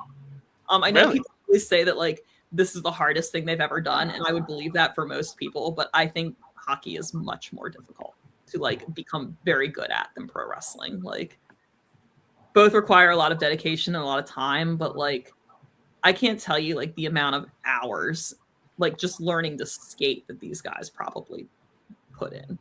You know, people go to wrestling school for 3 months and they're off to the races and they can hang. You cannot ice skate for 3 months and play hockey. Like, that's just no. That's the first thing you got to try to get down. That's the toughest part he had to get down, just skating alone. He was like, damn it, now I got to do the hockey part too. With wrestling, I would say the hardest thing about wrestling is like getting the hamster off the wheel and just trusting yourself to do it, because you overthink. Like, you're overthinking, right? Because wrestling, you're also trying to do a lot of things at once. You're trying to entertain the crowd. You're bumping. You're yelling. You are trying to remember what you have to do next. Where the match is going. Like, you're trying to like be in the right spot. Like, there's a lot of variables in pro wrestling, and I think that a lot of people get very caught up in that. So yeah, it's just learning to like take the hamster off the wheel, as I say, and just like trust yourself to do what you need to do. Well, I just thought of a new weapon for you. I know you don't do hardcore matches, you just said, but if you do, I do hardcore matches. I just don't like glass. I just think glass is very dangerous. Well, you got to take the broomstick for your witch gimmick, and then put I've a done like that. a. No, but I'm saying I was in the JCW Bunkhouse Brawl, and I no. But what I'm saying, I you broke got to it on have like a gimmick blade from the ice skates at the tip, and like that. Now you got your hockey and your witch gimmick. I'm surprised nobody's cut somebody with a hockey skate in a death match. I would imagine that A, it doesn't really go in the line with most people's gimmicks. B, hockey skates are expensive, and C, that blade is very, very sharp and very dangerous, and you probably would have a difficult time gimmicking that blade. There's got to be a way to gimmick it though, and it'll fit you perfect on the end of a broomstick. Yeah, it will. Probably could just put clear tape over it, but people would see that. Yeah. That's something you can do to the boys. You can put clear tape over their skate blades so they eat shit when they step out on the ice. That's a thing people do. That's the thing that everybody does in their locker room. Squirt water down the back of their pants and they get a jersey tuck. Oh my So my wife, the missus just turned around, and I just asked her, I'm like, what do you think the hardest sport is? And this bitch said golf. Golf is crazy hard. Who are you? I actually agree. Oh, your wife, hard. a bitch. On top of that, Kaya's on your side. Golf is hard as shit. Like, it is like something like even like PGA level golfers only have like a 1 in like 60,000 chance of getting an ace. And that is like with skill and training and rangefinders and everything. Like, there are guys on the PGA tour that have never hit a hole in one. Like, golf is diabolical.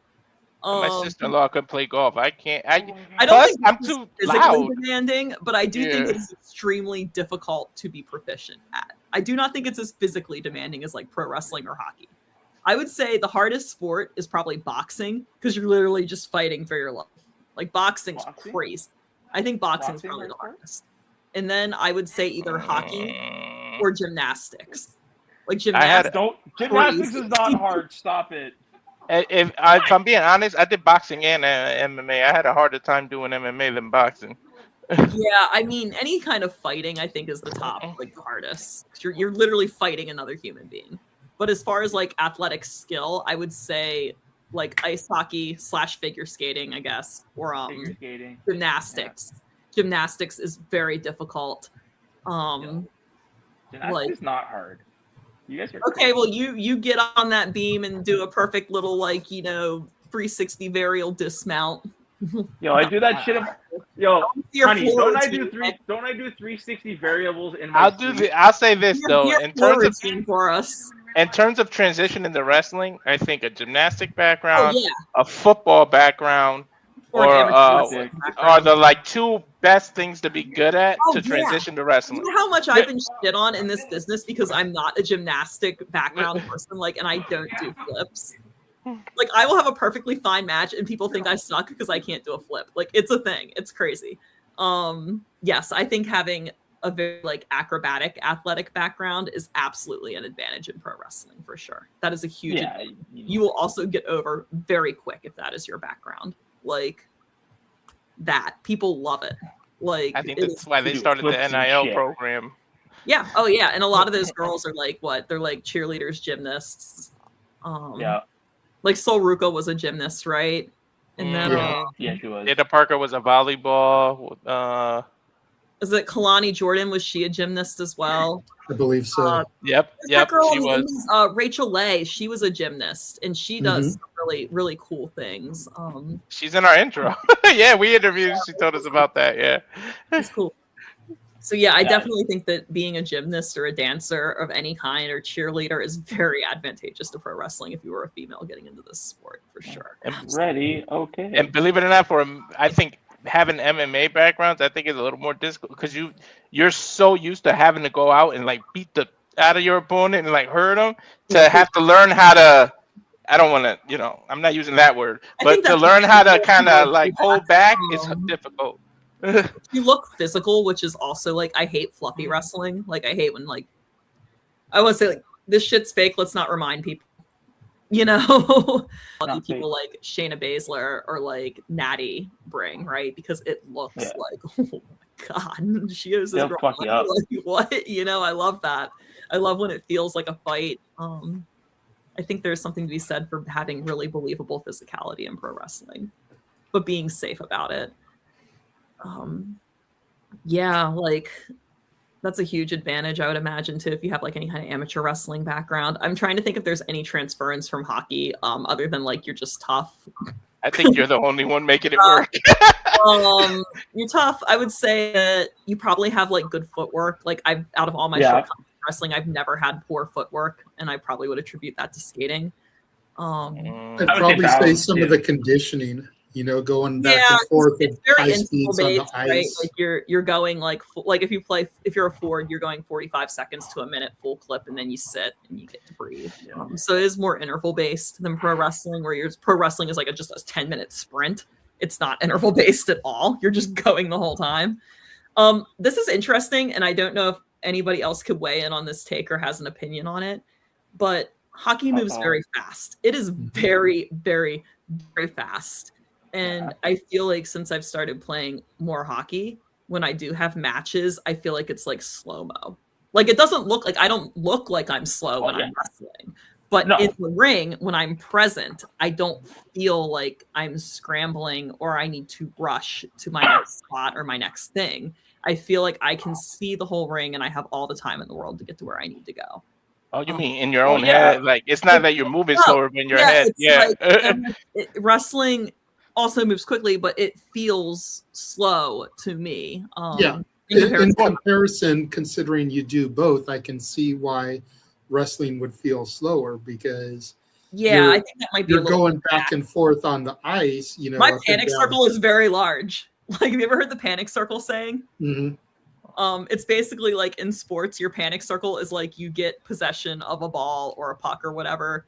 And if you have a small panic circle, you're like, ah, and you throw it. You know, you just get rid of it, right?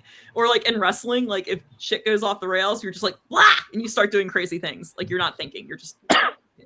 So, well, no, because I think I have a very large panic circle, and like I'm not like very reactive in that sense. I think that does help.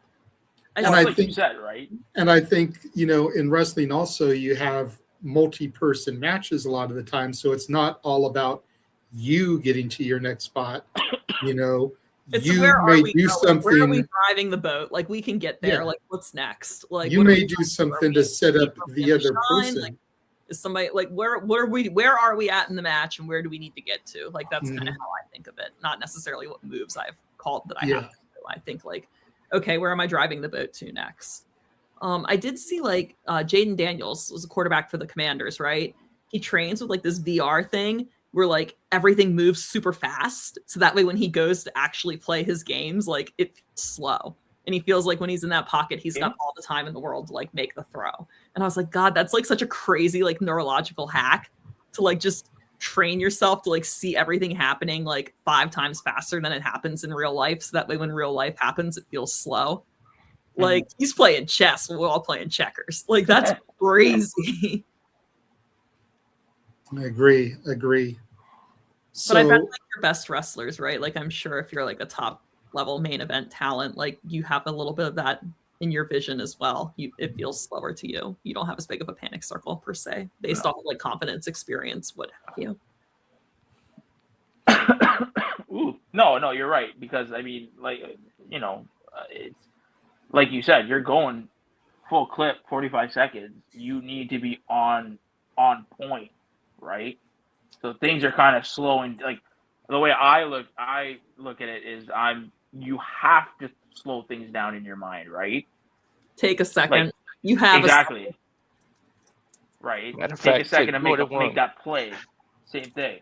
Well, I mean, hockey, for the sake of the argument here, though, is a game of patterns. I mean, like, wrestling, I think, has a little bit more going on in that sense. Like, there's different ways things can be going. I mean, I don't know, not to say that a match doesn't have a structure and a pattern to it, but you get better at, like, figuring out where you're trying to get to in anything, right? Or, like, reading play, per se. Like, the wrestling equivalent of reading play is figuring out what the next part of the match is you need to get to, or, like, where it's going, being able to anticipate. So I am going to bring this comment up because it's rare that we get this person commenting, but we have a comment from Andrea Ferrante. Okay. What? That's Nick's wife, by the way. Oh, hi, Andrea. Hey guys, Nick wants me to share oh my what God, I think the hardest sport is. Definitely luge, hands down. Also, hey Kaia. Oh my God, yeah, I didn't even think about all the crazy ass like Olympic sports like skeleton, or like what's the ski jumping where they just launch themselves. Like, you know what? She's 100% right. There is some really crazy shit out there that I didn't even think of. I was just thinking of like golf, hockey, like run of the mill sports. She's dying. Yeah, luge is wild. Luge is Okay, wild. I'm stupid. I honestly don't even know what luge is. I'm sorry. It's not golf. Stop. You know what luge is? No. It's like where they go. Luge is when they're like feet first down the ice slide, right? It's a Oh, luge. okay. Skeleton. Okay. They're like this. Yeah. No, skeletons when they're head first. Luge is feet first. And then there's obviously bobsled as well. And they all go down the ice track. Crazy shit people do. How do you even train for that? Like, how do you go, Mommy, I want to do luge? Like, What's the one where they sweep the thing on the ice? oh, curling. Curling, yeah. Curling is difficult. Have you ever tried curling? It's very hard. I've watched someone do it. I've never tried it myself, but that shit looked crazy hard. Curling does get pretty. Curling does get pretty difficult. It's not boring. Oh my God. Anyway. Gotta love the side commentary here. We're just like debating sports and their difficulty now. Hey, I love it though. But I will say, like, golf is enjoyable. You don't have to be good at golf. Okay, bye. Like, I don't think I've ever like had like under 100 strokes in a game. Like, I'm not a good golfer, but golf is enjoyable. So you gotta find the hole. Yeah. I can't shut up long enough to be a spectator of golf, so I can actually like watch. No, I can watch golf on TV. Like, oh yeah, yeah, I can watch golf on TV. I don't know how people are like, oh, it's so boring, and I'm like, but it's beautiful. Like, it's so scenic, and like if you understand golf, it's like it can get a little bit like tense at times. Like, I don't know. Maybe I'm just like old Kaia watching golf. Get off my lawn, kid! There's that kid from Auburn that just like dummied all those fools. Like, he dummied Scotty Scheffler and all of them this past weekend in that big tournament. Oh my God, it was incredible though. Oh, can't remember anything. I'm tired. What tournament? I'm tired. Yes. Well, I was gonna ask. This is gonna be a simple question. How are you? How are things? How are you? How's that should have been the first question, dude. I know, but we got right into it. That's who it That's was. always my first question when I'm hosting. That's supposed to be your first question. I know. I'm doing great. Honestly, I'm doing great. Again, like I always say, it's important to have a lot of things going on in your life that are not just wrestling. So, my life is very full. I am an auntie to a 2-year-old nephew that I love. Obviously, I have my hockey thing going on. Work has been busy, but it's great. It's always fun to like be able to work, and I do graphic design, so that's great. Love I have a work from home, no people job most of the time, so I can just put my headphones on and do my thing and zone out. I get a lot of people exposure through wrestling, so it's nice to like not have to deal with people during the week most of the time. Easy to make gear.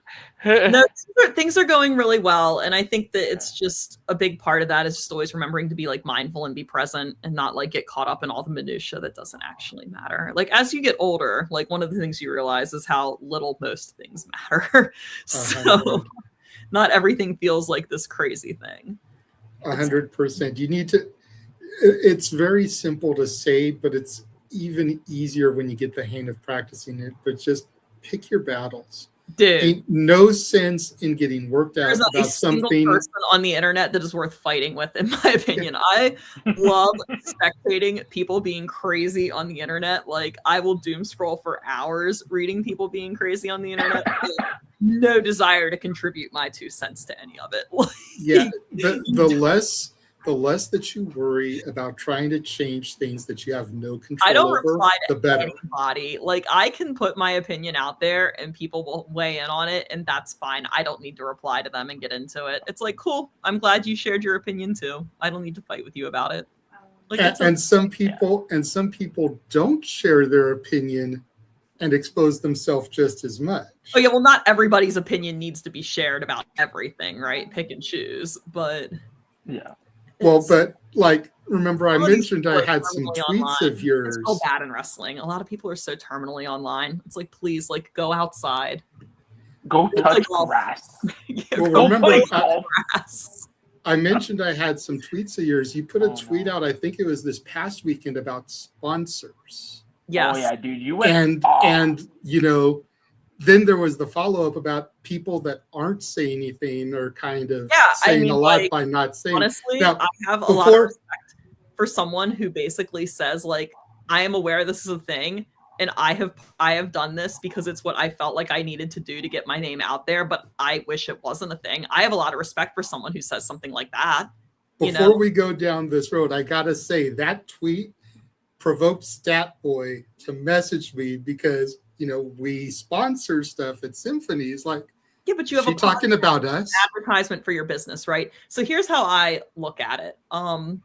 If you are a small local business, I don't know, an organization, a law firm, whatever, and you want to sponsor a wrestling show or a wrestler or a wrestling match and you work with the promoter, that is fine. That is normal business to me, right? Like you run an event, you get sponsors for it. That's business. Or like, let's say like I'm running a show and I'm at a venue and the venue's like, hey, we can get you a sponsorship from Coors Light. We'll sell Coors Light at the show and you put Coors Light logo on your poster. Like, vendor sponsorship is absolutely a thing. That is normal business.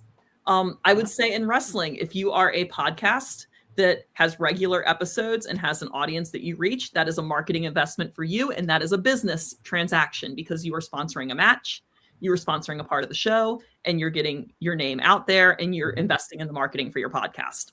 No problem there. I don't think that it's appropriate for like fans to be paying the way for female wrestlers. Like and there are people that have good intentions. But there are a lot of people that don't have good intentions. And wrestling is a business with a lot of very young women in it. And I just really dislike the fact that it has been normalized that a lot of these booking expenses and fees have been outsourced to these types of people. You know, if you're running a show, it is your responsibility as a promoter to make sure that your talent is paid for and covered in a manner that is safe. I just don't like normalizing that as being part of the booking process. I don't begrudge any woman who has taken advantage of those sponsorships to get her name out there because, hey, that's the system that is now in place. I'm not mad at you for using that system to your advantage. I'm actually just very, very angry at the bunch of shitty men that normalized that system and gave you no other option. Yeah, you're mad that the system exists. I am not mad at you. I am mad at the people that have normalized this process. Yeah. It's a huge talent safety issue, in my opinion, as well, because it is. You don't always know. It's not like a business providing a sponsorship, right? You don't always know what the intentions of these people are. And then depending on the level of sponsorship or the amount of money this person is sinking into this, it's like, are they expecting something, right? Like, what does Chris Rock say? There ain't no sex in the champagne room. It opens the door to too much. This is going to be the interview that gets me canceled. But it's like, I really... Fuck that. It does not come from a place of bitterness. It comes from a place of concern for women. And I just hate like the sexist idea that women are not booked and paid in the same fashion that men are. That is the entire issue with this. That makes perfect sense because for every girl or woman, I should say, like yourself, you know, the early to mid 30s that's in this industry, you've got an Izzy Moreno who's 19. You know, yes, I mean, Izzy is an adult, but it's still like women in general are, barely legal. Like, you know, she's only 19. She's not even in her mid 20s yet. It's like you've got that juxtaposition. So it's like also like, and regardless of gender, there is a certain degree of life experience that you don't have when you're 20, whether you're male, female, non-binary, whatever, right? So you have to be cognizant of these young people in our business and protect them, regardless of their gender. But also just protect women, regardless of their age, right? Because I don't want to be in that situation any more than someone who's young does, or vice versa. It's just a very poor business practice, in my opinion.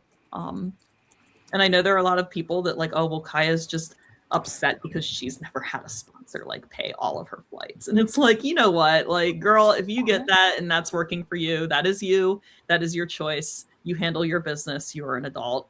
I personally do not want to engage in any of those sorts of relationships with people because it's just not worth what you're opening, in my opinion. The can of It worms. gives the person a sense of entitlement. I Yeah, completely, that's what I really worry about with that is like people sometimes get the wrong read on that situation and become very dangerous for the talent. It's something that I don't have a problem being outspoken about because it really is a safety issue and it's like a sexist thing and it drives me nuts. We know that that's not why we sponsor stuff. We just trying to put our podcast. Listen, you're a podcast and you're making a marketing investment into me. That is fine. That is no different than any other business getting a sponsor. And it's taken us some time to really get to the entitlement is where the issue starts. Like, what is the expectation? Like, what do these people now expect of these women? You know, and are these women being protected from that?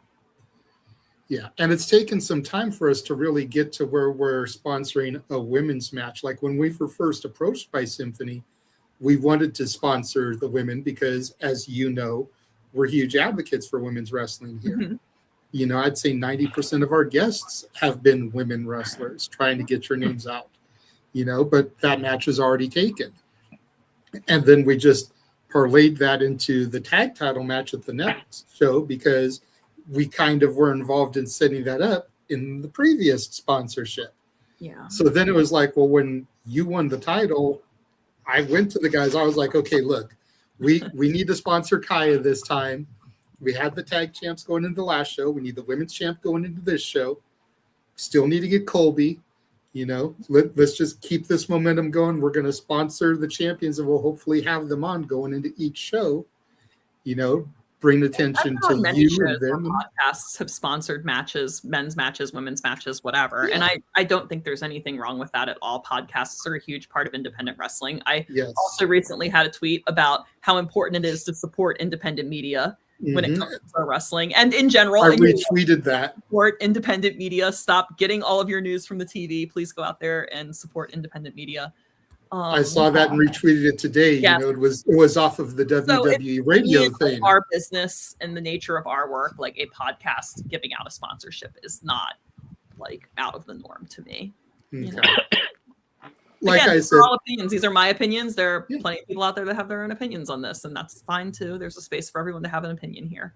No, And if people don't like your opinions, touch It's grass. okay. They don't have to. Like, it's an opinion. Like, it's fine. I just, to me, it's like, I feel like it's one of those, like, you got to say something at some point. Like, hey, has anybody ever thought about, like, the optics of this and, like, what we're really doing here, what we're enabling, what we're encouraging, what precedents we're setting, what type of behavior we're normalizing that shouldn't be normalized. Yeah, I think it's good to ask questions in this instance and hold people accountable who are not protecting people in this business or putting them in bad situations. Well, it's even 100%. And like I said, Statboy came to me about the tweet, asking if you were talking about, you know, us or anything. If so it that was- I promised him I was going to ask you about it. So that's the only reason I brought it up. So. Well, here's the other thing is, like, if I have an issue with someone in particular or specific, I will 100% always say it. Like, I believe that was a piggyback tweet off of Will Quintana calling out a sponsor who had been inappropriate in the past. So it's like, yes, somebody had already been called out. There was nothing like subtle about that. Because I don't think vague posting really helps when you're trying to advocate for change. You do need to It have- made us a little nervous because you said that, and then Joe Gacy put out that a podcast ghosted him, and we're gonna have him on Monday. So we were like, "Damn, like they're not talking about us," because I know I didn't. We Why never you have such ghosted a him. guilty conscience. Yeah. You're fine. I just, seems like- it's, to me, it's like change doesn't happen from silence, you know, and it's something that I think that we should be at least aware of that happens in this business. Yeah. And not encourage that type of behavior. And I wouldn't say it's guilty conscience, but it's definitely concern because we're down here in the scheme of things as opposed to some of the other podcasts and everything that's up here. So we don't want whoever ghosted Joe Gacy to affect him coming onto our show because that's a huge get for us. You know what I mean? So Well, and the other thing, like, even circling back with, like, the sponsorship thing, like, with it being a fan sponsorship is, like, to me, I feel like there is something that is ethically questionable about taking fan sponsorships from fans that may or may not have intellectual disabilities. And that is something that happens. And people take advantage of that. And it's like, all right, you know, like, it's just, to me, not necessarily, like, the best show of character to partake in that type of stuff. and I just never wanted that to be a part of my career. I never even thought about that till you Yeah, just said that no, part it's of it. absolutely a thing. And yeah, I mean, I guess some people don't see anything wrong with it and it doesn't bother them, and that's fine, because again, these are all opinions. But to me, like, there are a good handful of fans in wrestling that have intellectual disability, and I don't think we should like take advantage of that, you know, and not we should not like extort them financially and like, you know. I don't know. whoever's I'll save all of these thoughts for a podcast one day when I'm an active wrestler. But I just Let it be on ours. wherever my career goes, I just want to know that like I tried to like be a good person and be a good human. I want to like uplift people around me. I don't want to encourage like bad business practices in wrestling. I don't want to like make women feel like they have to do things like that in wrestling. So yeah, like if my impact on this business is just being someone who used their voice, like I'm also fine with that too. And That makes I mean, perfect sense. the companies that you were affiliated with, you mean the two major ones, they've got promoters that I think know how to run things and Yes. the way to run things, right? Yeah, it's very So the good thing is, intentional on my part. Like I really choose not to work anywhere that's full of assholes these days. Like I just don't have the energy for it. Like, yeah, there are places I could probably work that would be good for my career, but in my opinion, the juice is not worth the squeeze. I do wrestling because it's enjoyable to me. I love getting to see my fans. I love being able to entertain my fans. Anything positive that happens for me in wrestling is a bonus to my life. That is how I look at this business. So, and when we had Rory Connor and Pat on, they were they're glowing. They've been so good to me. They have such a good environment. They book amazing talent. I like that their business is so structured. Their show days are very structured. They have run sheets. They have match agents. There's always someone, if you have any questions, you can go to. Like they are consummate professionals.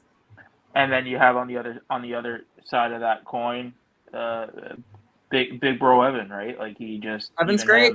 Evan has always taken good care of me. I remember when I first started wrestling after my injury, like he was one of the few people that afforded me opportunity. I love what he's built up there with Focus Pro in a very tough market. It's very competitive for independent wrestling in his area, and he has been consistent and he has booked good cards and he has seen the process through. And I love that his company is really starting to thrive now. That's awesome. They're good people. Evan and Brian are good people. So. And you're good people, and we love having you on here. We love supporting you, Kaia. Yeah, I try to be. I really there's something just to be said at the end of the day for knowing that your mark on this business is like, hey, I was just like a good friend to people. I was encouraging. I was supportive. I was a good human. I said something when things needed to be said. I took up for people who didn't have anybody in the corner. It's tough in a business like this because it's like entertainment. Like it's a sport, but it's not merit-based. It's very political and it's very cutthroat. And yes, we're all doing it together, but we're also all trying to like get to this one thing. And there's a very finite amount of spots, right? Oh yeah. So just being a good human, being a good friend, being a good fellow wrestler, being a good person who supports people. Like I would love to see more of in this business is when good people accomplish things, that there's an outpouring of support for them, because I think we should celebrate those wins. I think that a lot of people probably become very bitter and jaded from their time in this business, and they're very frustrated with what they did or didn't get. And due to that, they can't be happy for others. But there is so much joy to be found in being happy for other people and celebrating their wins. So to see more wins being celebrated in wrestling across the board. Yeah, and that's a society. I think that's a society problem too, right? Like everybody's like it's so much negativity out there. It's just like just I don't want to be someone who contributes to that. I really don't. No. There's enough of it. I don't want to tell people things that are going to cut them down under the guise of like, well, I'm just being brutally honest. It's like, no, you're just being an asshole. You didn't choose that. I'm being brutally honest. You're a piece of shit. I mean, like, I can't tell you how many times I've gotten feedback on my matches where someone's just like not telling me anything that's actually constructive, granular, or helpful, and they're just like shitting on whatever I did, and I'm like, you could have just not said anything. It's fine. I was just going to touch on that and say there's a huge difference. Quiet. It's okay. Like, you didn't like what I did. That's fine. You don't need to come over and tell me how much you disliked it. Like, that's okay. Like, I mean, you're allowed to dislike it, but like, I don't have to listen to you put me down. I hope that didn't happen to you recently. I mean, like, it happens all the time. It's part of this business. And you just have to like really learn how to like tune people out and be like, okay, well, thank you, and just move on. But because of that, like, one of the things I personally try to do is, if someone asks me, and even if someone doesn't ask me, sometimes I'll be like, hey, I watched your match and you did this spot where you whatevered, or you said this thing, or like this sequence looked really good. And I just want to let you know that that was awesome. And the fans really seem to like it. So you just might want to keep that moving forward. Like, keep that in your toolbox and do it again because it's working. Because, like, what if you're this person, right? And you've just gotten backstage and you've had your match, and Joe shits on you, Jim shits on you, Bob shits on you. And you're like, oh my God, like, dude, like, seriously? Kill me now. Yeah. And then, like, yeah, kill me now, right? And then maybe Nick comes over and is like, hey, Kaia, you know, when you did this thing, like, that was really cool. Like, I really enjoyed that. The fans really reacted. You got a good reaction to it. Like, you should do that again. Like, that was good. And then instead of this person like feeling bad about themselves and beaten up, like they can't wrestle, or like they're just so bad and they need to work, and it's all this negativity, they're like, oh, I did this one really good thing though. And like, if I do more good things, then like, and don't do as many of the things I'm not so good at, like eventually, like, I'll get there. Right. Yeah. So it's really just being encouraging and positive, and like having people like focus on like what works instead of what doesn't. And like a lot of that mindset from me comes from Seth, actually, is like, he always used to tell us, like, you know, if you have a bad match, you had it. You were in there. Like, you knew that it was bad when it was happening. Don't tell me you didn't. And he's very correct. He'd be like, don't watch a match like that 30 times. It's mentally abusive, right? You knew it wasn't great. It is what it is. Like, take what you can from it, but like, you've got to move on. But on the other side of the coin, he would say, now, if you have a match that went really well, right? Like, really went well, that's the one you need to watch. Like, that's what you need to watch, and you need to figure out why that match was so successful, and then that's what you replicate. And you don't concern yourself with the mistakes you make along the way, because we're all going to make mistakes, right? Yeah. And I was like, man, like, he's one of the only people in wrestling who's ever told me that, right? Because most of the time people are like, you got to watch your match, and you got to watch it 30 times, and you got to be like, I fucking suck. And then you need to take your match to this person, and they got to watch it 15 times, and then they need to cut you up and really give you a hard critique because you're not going to learn. And it's like, no, the only thing that's going to do is totally crush your confidence and set you back 3 months. Like, nobody needs to do that, I promise you. So yeah, I always try to give people like positive little notes of things that they did that I found enjoyable, or like that I noticed got a good reaction, right? Yeah. I think that's a big part of building people up around you in this business, and more people should hopefully take that approach instead of just being like gremlins, but we'll see. No, I completely agree with you. You know, I was going to interject there. There's a huge difference between brutal honesty and constructive criticism.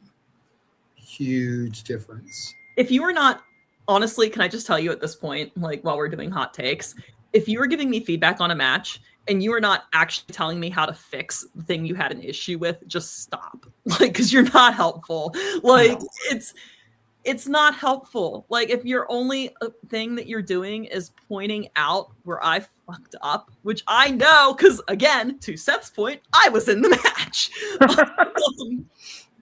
You're not being helpful.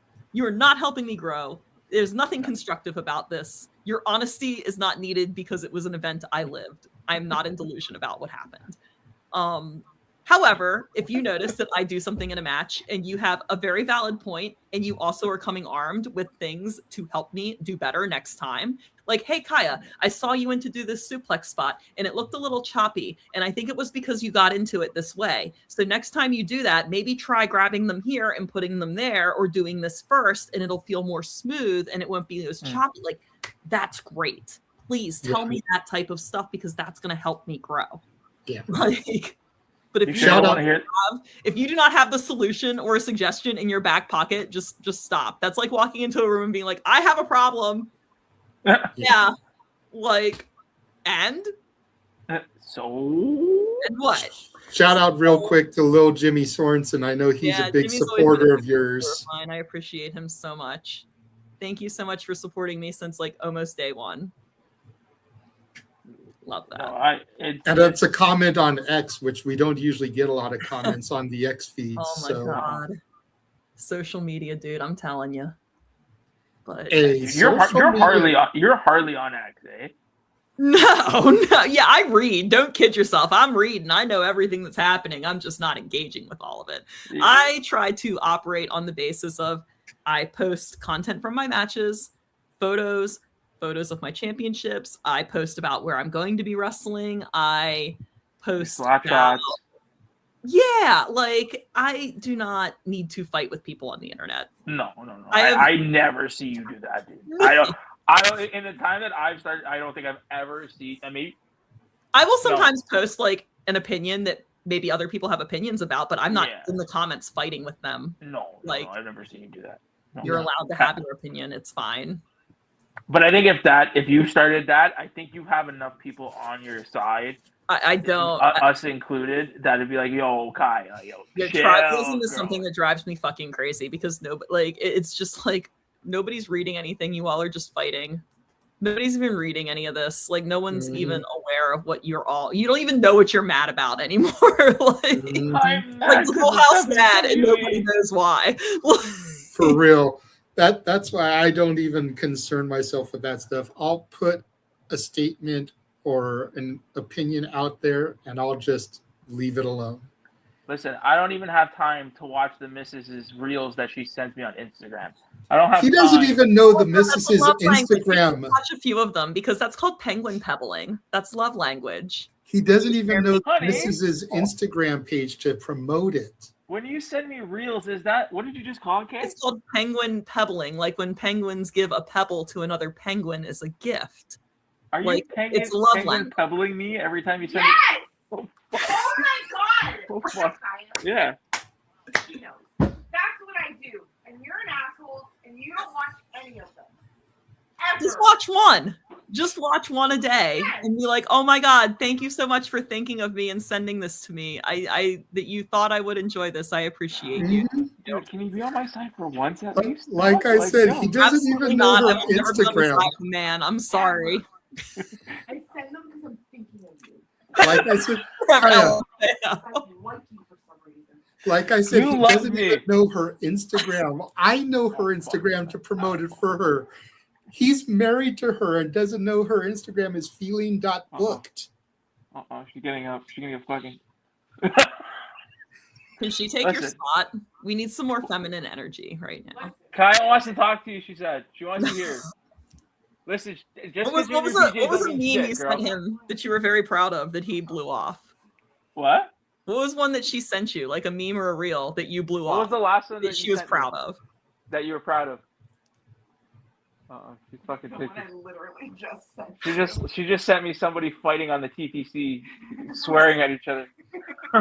I watch her Instagram reels because I follow her because I support him so much. You know, God bless these people that make content because content making is a full-time job, and I just don't have the energy for it. Listen, I'll give her credit with the content thing. She creates her content with her book stuff. Feeling that booked. Listen, we don't need to plug her book thing, okay? Yeah, we do because we have to remind everybody that I know it and you don't. That's true. Listen. That's it. Why are we all shitting on Nick right now? Like, yo. That's what we do when Kaia comes. Are you like the easy target on your hockey team too? Like, are you the one they always chirp? Yeah, I'm that guy. Yeah, it's just some people are. It's true. What'd you say? Oh shit! What?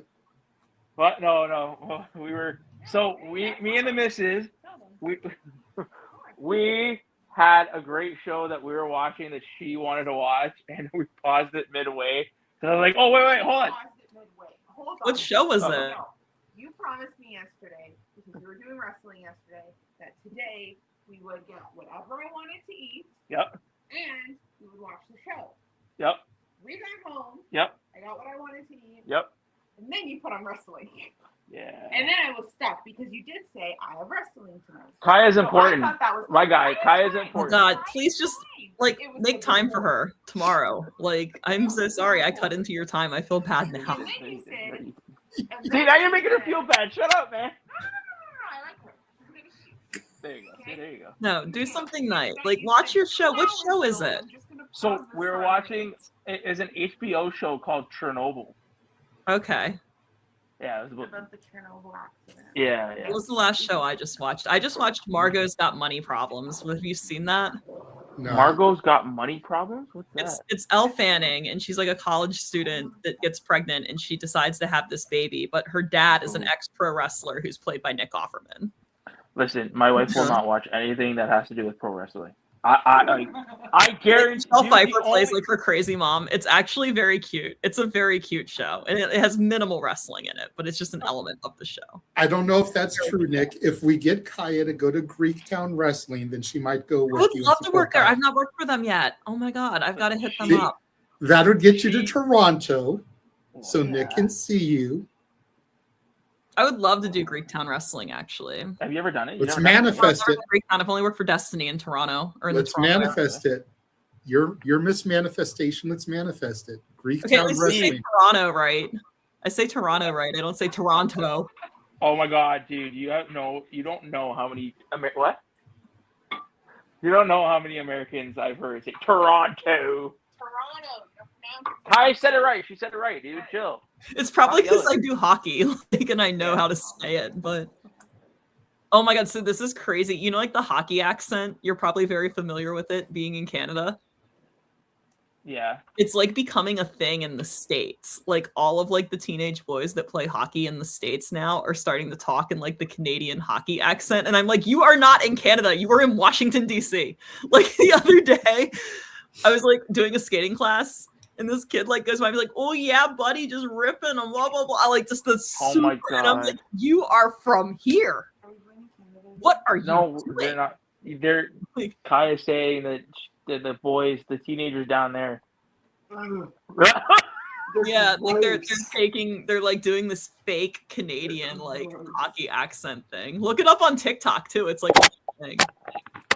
Oh, I believe it. I It's believe it. wild. And I'm just like, you don't talk like that. You are from fucking Maryland. Like, what are you doing? So Jimmy had a question for you. He says, "What's more toxic, hockey or wrestling Twitter?" I don't know. There are crazy ass people on both. I would say hockey. Okay, can I tell you, like, as a female hockey fan, I get some crazy content I didn't even ask for. Okay, like, I think if I were to change the gender on my account, don't choke, like, I get the most unhinged shit. Like, I'll just be like scrolling, like, I want to see what's on 32 Thoughts, and then there's like some crazy like fucking hockey fan fiction that I did not ask to see, like, in my Twitter feed. And I'm like, because I am a woman, apparently. She can hear you. I'm like, and honestly, like, I don't begrudge people who write fan fiction. It's an excellent creative outlet. I would much rather people do that than the millions of other things people do, right? Like, whatever, no harm, no foul. But I'm just like, I'm not even looking for this shit, and it's being put in front of me because I am a female that likes hockey.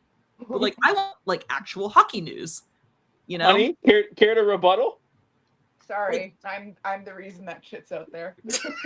I get so much, like, I am not a Sharks fan. I look nothing up about the Sharks. I never talk about the Sharks. I'm talking about them now and my phone's sitting right here, so my content's going to multiply. But if I see one more like Will Mack thing on my Twitter timeline, I'm going to throw my head in the wall. It's like, what is this sensation like that is overtaking Twitter?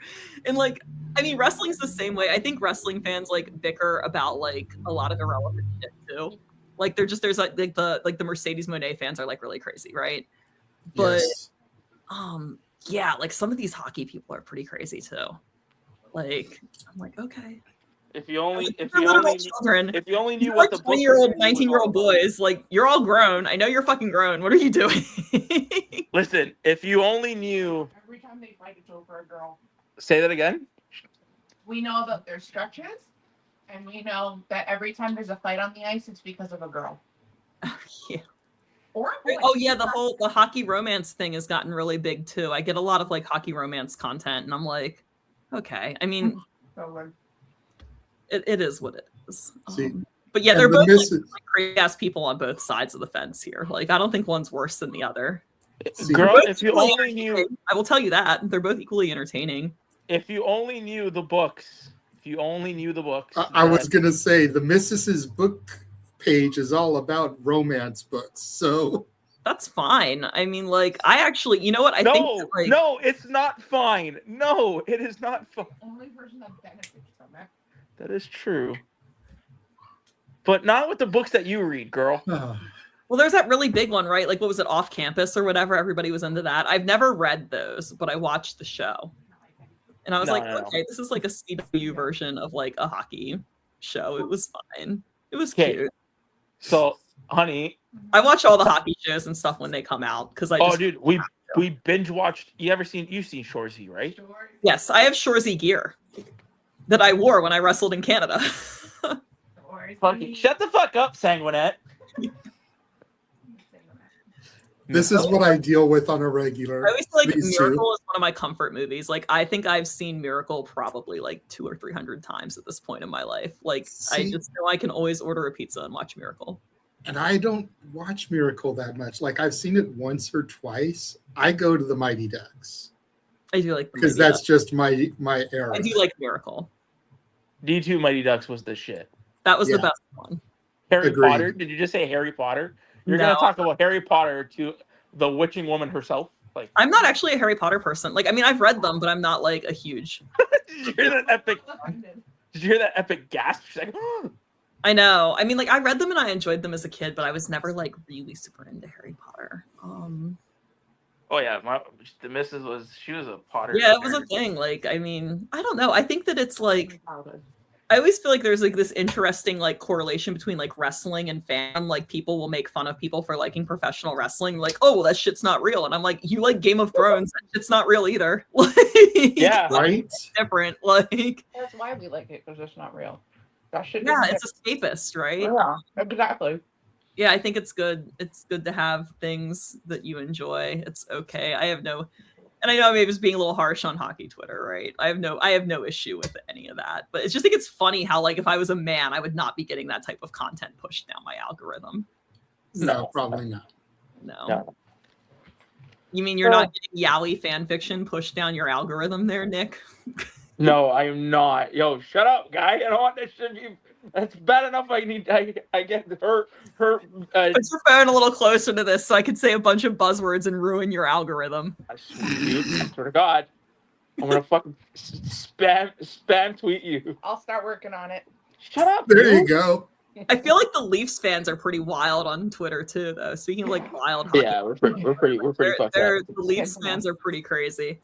We're lucky. The Caps fans, I don't feel like are too unhinged. They're pretty like middle of the line. Well, yeah, because you only have to deal with 3 cameras. We have to deal with like 10 in the dressing room. That's crazy. I mean, Nobody cares. Like I don't say nobody cares because like DC's obviously a hockey city, but like all of those dudes can just go live their lives unbothered. Like people do not 100%. bother them.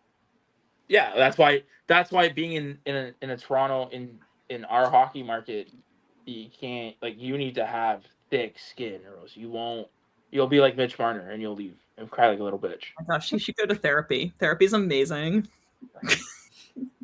Therapy's incredible. I love therapy. I would love that for him if he would go to therapy. He'd probably be so happy. Everyone needs therapy. Everybody We all need therapy. If Mike Babcock coached me, I would absolutely need therapy. With the books you read, girl, yeah. I went to wrestling school and I needed therapy when I left wrestling school. Like, I'm not even kidding. I had to go to therapy. I was like, oh my God, I need to like talk to somebody about this experience I just had. Like, it's not always a bad thing. Sometimes it's just like you need like a neutral party to validate some of the experiences you've had. Yep. That makes perfect sense. I am a huge advocate for therapy. I think everyone should go.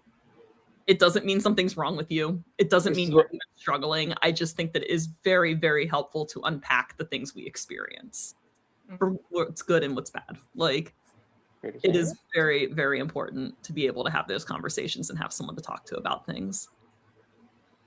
Yeah, no, she's downing her orange, but she's just shaking her shit. Yep. I feel like every year after WrestleMania week, I need to go to therapy. I don't know what it is, but it's like that week does me in. Like I come back from WrestleMania week, I completely dissociate and stare at the wall for 2 weeks. I never leave my bed. I bed rot. And then I'm like, I need to go to therapy and talk about everything that happened over these 5 days. I can only imagine, not being on the side, the camera that you are as a performer, but I can only maybe compare it to like Hell Week at college, if you're pledging a fraternity or a sorority, that Hell Week just before you get accepted. I can only imagine Mania Week is like that. Well, the problem with Mania Week for me is it's very emotionally charged because I've put a lot into this business and I'm very passionate about wrestling. And due to that, I feel like I feel every experience I have WrestleMania week very deeply, the good ones and the bad ones. So knowing this, that I have this very high level of emotional involvement with this one thing, like I have got to go unpack that shit. I cannot sit and be angry about WrestleMania week for months. Like I have got to just go talk about it. More wrestlers should go to therapy too. Like while we're talking about, everybody should go to therapy. Mitch Marner needs to go to therapy. Wrestlers should also go to therapy. My first night back home here after I got back from Mania week, I slept for 12 hours straight. Oh yeah. I'm just a fan. I would cry in my car after class. Like I would literally like go to my car and I would cry for like an hour before I'd go back to the house. And I'm just a fan / podcaster that was there for the week. So again, I can only imagine what you guys as talent go through. It's very emotionally draining. What's up? What were you saying, Andrew? I said, if it makes you feel that way, it means you're passionate about it. Yeah. Worked on a farm with special needs people. And I used to drive home. I had an 1.5-hour drive. And every day at the end of the day, I was like crying driving home. But not because like I couldn't handle it. It was just, you love it so much. Yeah. I feel like you really feel passionately about something, you do absorb all of those emotions. Exactly. It's just a lot to manage. Yeah. You being the non-wrestler and being off camera, I would like to hear do you have any questions for a wrestler? No, nothing? Sorry. Fine. I've got to say, this is my favorite interview so far because it is the most interactiveness we have gotten from Nick's wife. Love that. I love this. Maybe one day you'll get my face. Well, no, dude. When you come up, we'll make sure to usually in the fall I do a Canada loop. I'll go work for Love. I go all the way out to Edmonton and then work my way back. Okay. We'll figure it out. I'm telling you, she knows. You're probably one of the only ones that I would cancel my plans for with her. No, always do what she needs you to do first and foremost. Yes, while she's holding a knife in her hand. I did read one hockey romance. I did read the Heated Rivalry book, and I thought that it was very good. I enjoyed it. I really enjoyed that, and I enjoyed the show as well. You opened up Pandora's box. I think that I honestly think a lot of queer romance is more healthy in its portrayal of relationships than heterosexual romance books. But that's just my humble opinion. In my experience of reading, I like to read. I'm a very avid reader. So what kind of books do you like to read though? The occasional queer romance. I do also enjoy, I love a legal thriller. I like historical fictions. I like biographies. I like reading about interesting people. I like books about music, like the punk scene in the 80s. I like wrestling. Anything about wrestling I'm into as well. So do you read the wrestling autobiographies and stuff? Yeah, if there's one that piques my interest. I want to read Natty's book. I've not read that one yet, and that's on my list for sure. Same. Yeah. Honey, what are you reading right now? What am I reading? I'll tell you. Let me pull up my What are you reading? Serial killer romance. You're reading You're reading a serial killer romance. Yes. Hell yeah. Jimmy says, was this past year's WrestleMania week good? It was. It was probably the best one I've had so far. It was the best one I've had so far. Okay. It's the only one I've had so far, so. The last 3 books I read were Sellout, which was about the punk scene in 1994 and how it evolved into hardcore and emo. It was by Dan Ozzie. It was incredible. I also read We Breed Lions by Rick Webb, and it's about all of the sexual assault scandals that happen in the hockey world. So it's very heavy, but it was also very good and very eye-opening, especially as a woman. I really enjoyed that read. And then I also just read Red Notice. I thought that was very good too. That one. Listen, I don't know what books you read. You read some really Don't worry about it. cowboy romances. This cowboy, that cowboy. It's not the Cowboys. It's the It's like a thriller about a finance guy who gets involved in like Russian affairs. That sounds fun. It's awesome. It's a great read. That one's the Red Lotus? Red Notice, yes. Putting that on my list. Oh shit. There we go. Club. Recommended reading. No, we're not doing a What book else? club. I just read one too called We Ride Upon Sticks, and it's about a field hockey team that makes a pact with the devil to have a good season up in Massachusetts. It was like kind of like a youth fiction book. It was very good. I enjoyed that too. What was it called? We Ride Upon Sticks. It's like witches that play field hockey. She's writing it down. She's I on just her read a book book grant, about dude. Baba Yaga I liked too. I really like Salvic magic. So I don't know. I'm a nerd. I love to read. Quan Berry? The The Baba author, Yaga. Like it was about Baba Yaga. She's like a Salvic witch. Well, no, she's asking the Rewrite Upon The author. Sticks. What was the author? Let me look it up. It's on my nightstand. I could just not be You're listening. you're reading Haunted Adeline, Game On. What's I don't know. Quan Berry. Yes. We Ride Upon Sticks by Quan Berry. Yeah, okay. Really enjoyed that. It was a fun little read. Not so heavy as the other stuff, but it was I don't mind heavy. It's okay. Oh, dude, heavy's an understatement with your book choices. Nick, do you realize what's happening here? No. They're making a friendship. Oh my god, They're totally bonding on the interview. Y'all are fucked. I'll point, but y'all are fucked. Can I tell you that like reading and literacy is like a big thing for me? It It's like if I go out on a date with a person and I ask them if they like to read and their answer is like, no, or like, I can't remember the last time I read a book. I'm like, I'm out of here. Like, I just think there is such a direct correlation with intelligence and enjoying to read. It's like, it's a thing. It's like a litmus test. You don't have to be like an avid, crazy reader. Like, I don't care if your favorite thing to read is hunt magazines. That's still reading. But like people that don't read are people that like crap on reading. I'm just like, You don't crap on reading. No. You're good there.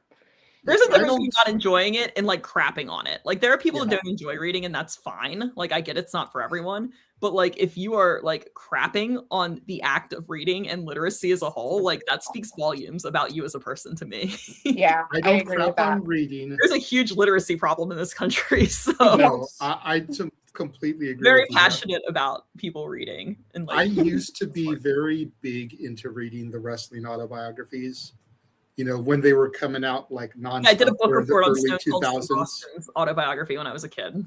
So yes. But when I stopped watching nerd. wrestling back in like 2014, Mhm.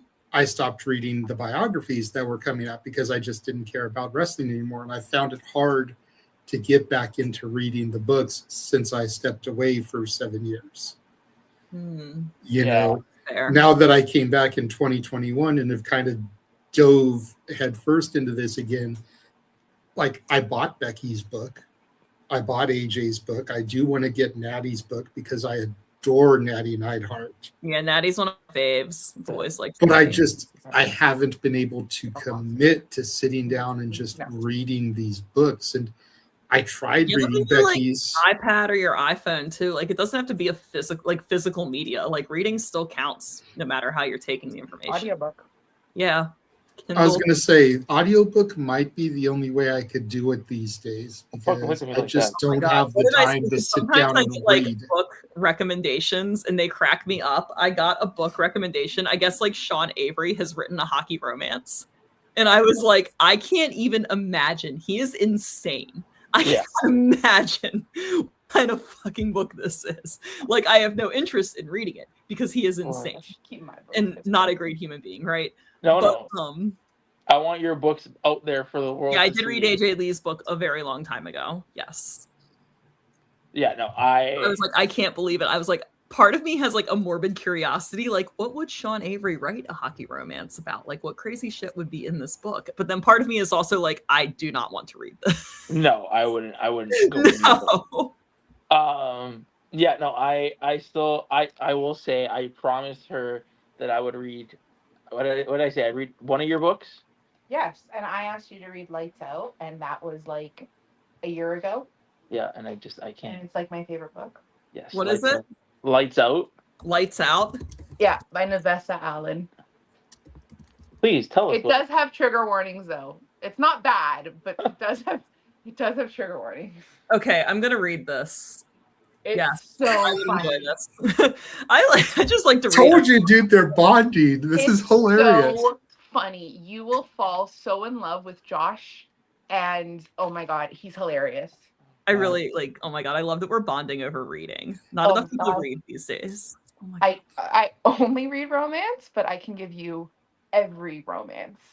Excellent. I have it all. I use hockey cards as my bookmarks. Oh, that's a good one. Mm-hmm. I used to use receipts. Receipts? I used to use receipts. You're a fucking weirdo. It's what they gave me. I made sure I took anybody like that was a Team USA hockey card and put it in a feminist book after all that shit with the Olympics. That's amazing. Practical I love magic. Be nice to women. Hide in this book for a little bit. Sometimes people always go like putting things out into the universe and doing magic has to be like this big elaborate like ritual thing with crystals and the moon, and it's like, no, there's a lot of like magic you can do around your house, like shit like that. I was like, I think Magic Chuck needs to sit in this feminist witch book for a little bit. That'll be for him. So for the people, go to timeout.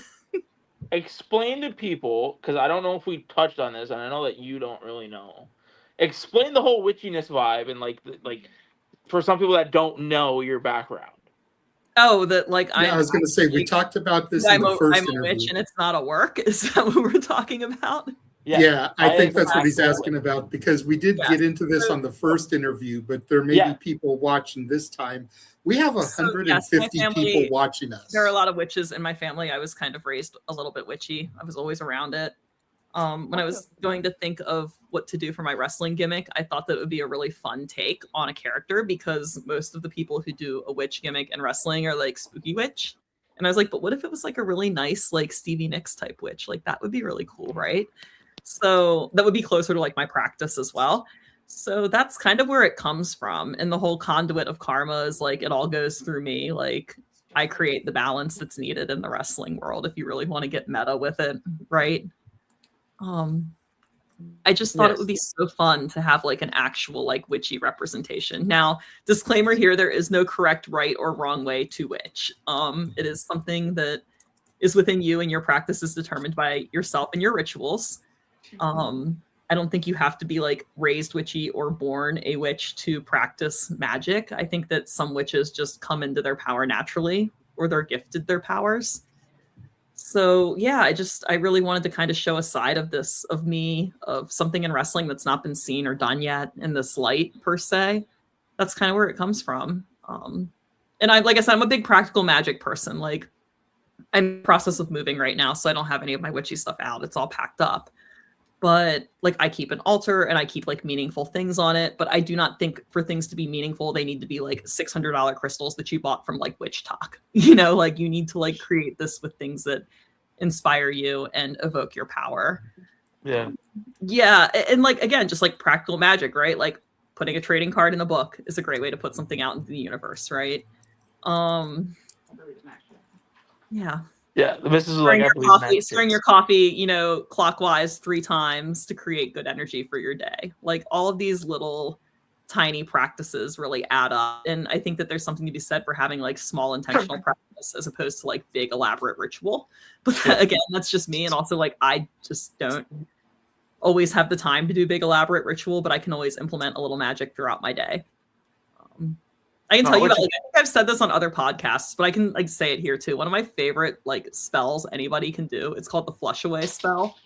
And it's like if someone's giving you a hard time, right? A person, or maybe you're worried, or maybe it's not even that, right? Like you're worried or you're anxious about something, or you're sad, or whatever's bothering you, whatever perturbs you.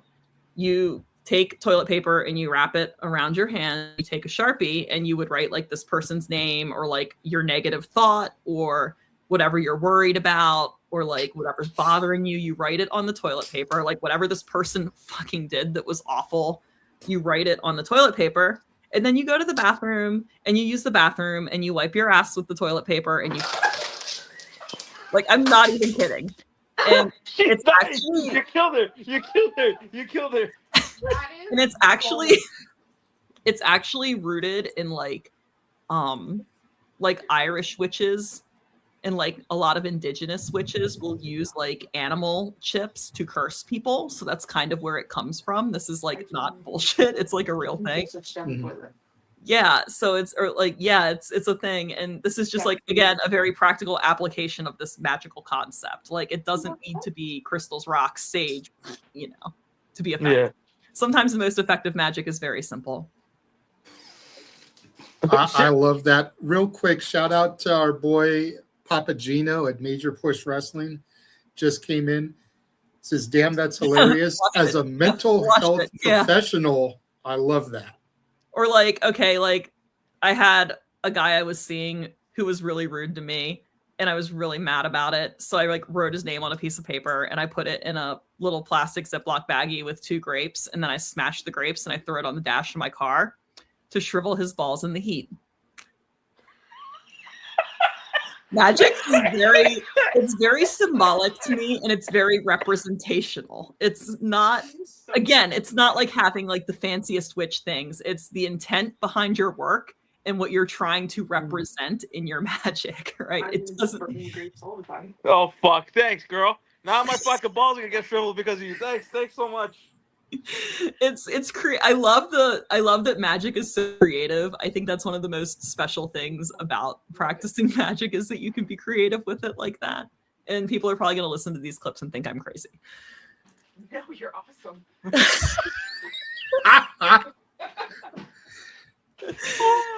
So, like I sometimes will, like, I haven't done it in a while. It's not necessarily made sense for me to do it in a match I've had recently, but like sometimes I'll incorporate like really witchy things into my matches. Like I wrestled Megan Bain one time and I put a ring of salt around the ring, and then I lost the match because she had her little servant, like, goddess boy or whatever, break the salt circle so she could enter the ring. Like I've done stuff like that.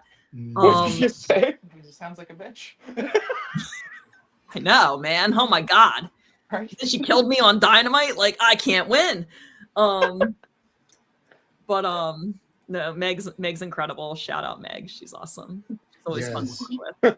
She's always fun to work with. She's down to clown. So yeah, or like sometimes just kidding. Like, ring posts, I'll take like chalk and I'll do like sigils on the ring posts. Or like, what else have I done in matches that's witchy? I wrestled Abs one time, and he comes out and does like this ab roller thing. And we started the match off where he like did the ab roller. This was Focus Pro. He did the ab roller, and then I took it from him, and then I did the ab roller in the shape of a pentagram. That was fun.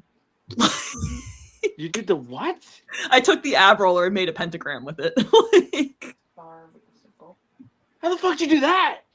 I like would roll it and then go to the next point and then roll it. Go watch it. It's on Focus Pro on IWTV. Okay. I gotta go. Okay. And then he I'm went gonna to say, come on, Nick, you've got IWTV. Over and pinned him. But I love being creative with my magic, but also like how I incorporate it into my wrestling, right? Yeah. I just didn't want to be another like spooky goth girl witch. I was like, let's have fun with this. You just don't want to be spooky. Yeah, I wrestled Anya Rune recently at Spark Joshi, right? And like the start of the match off, we had like a battle of powers, and then we both just like got knocked off by each other's powers. We were like, oh my god, you're powerful too. Like I love leaning into that like disbelief. I miss when wrestling was like had like more fun and more gimmick stuff. I feel like that's when you become dangerous, is when you like can enter discovery mode and like really do things that maybe are a little out of character for yourself, but they really inspire a lot of growth. And the fans seem to like it. So I love like Thank that you. Gresham's been having more fun in his matches lately. He's obviously an incredible technical wrestler and he has incredible matches, but I love like seeing that he's kind of like letting go a little bit these days and like he's really having fun, and it's just incredible. I love to see that. No, 100%. I Alcohol love other that you. magic spells that I've done for you guys.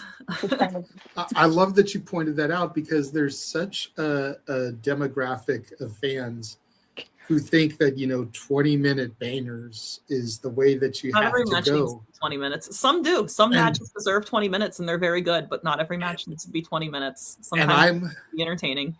Thank you, and I'm a huge proponent of have some fun out there. Like, be entertaining. Let the Who are you character work wrestling get over. for? Are you wrestling for your fans? Are you wrestling for yourself? Are you wrestling for your boys in the back? Like, who are you working for tonight? Like, in my opinion, Wow. you should always be wrestling for the fans. And obviously for yourself to have fun, but you should wrestle to entertain the fans. Yes. Honey, Thank you. how was your first ever wrestling event? Explain. It was interesting. Okay. She's not in a hurry to go back. No. I had been gardening before, and we were sitting very high up, so that was not a good combination. Oh, it was all right. It was fun. Yeah. It was Was it fun. long? It was a fun environment. It was, yes. Oh my Okay, God. so here's the thing. We were So just talking about my- matching. We Too were at long? All Out. We were at All Out last. Very last long. year. Even some of the indie shows are very long these days. And I'm like, look, I love wrestling. Nobody likes wrestling more than me, right? I actually wrestle. I love this shit. There have been times where I've been like, I'm very tired. And I know if I'm tired and everything's running together, I can't imagine how the fans feel.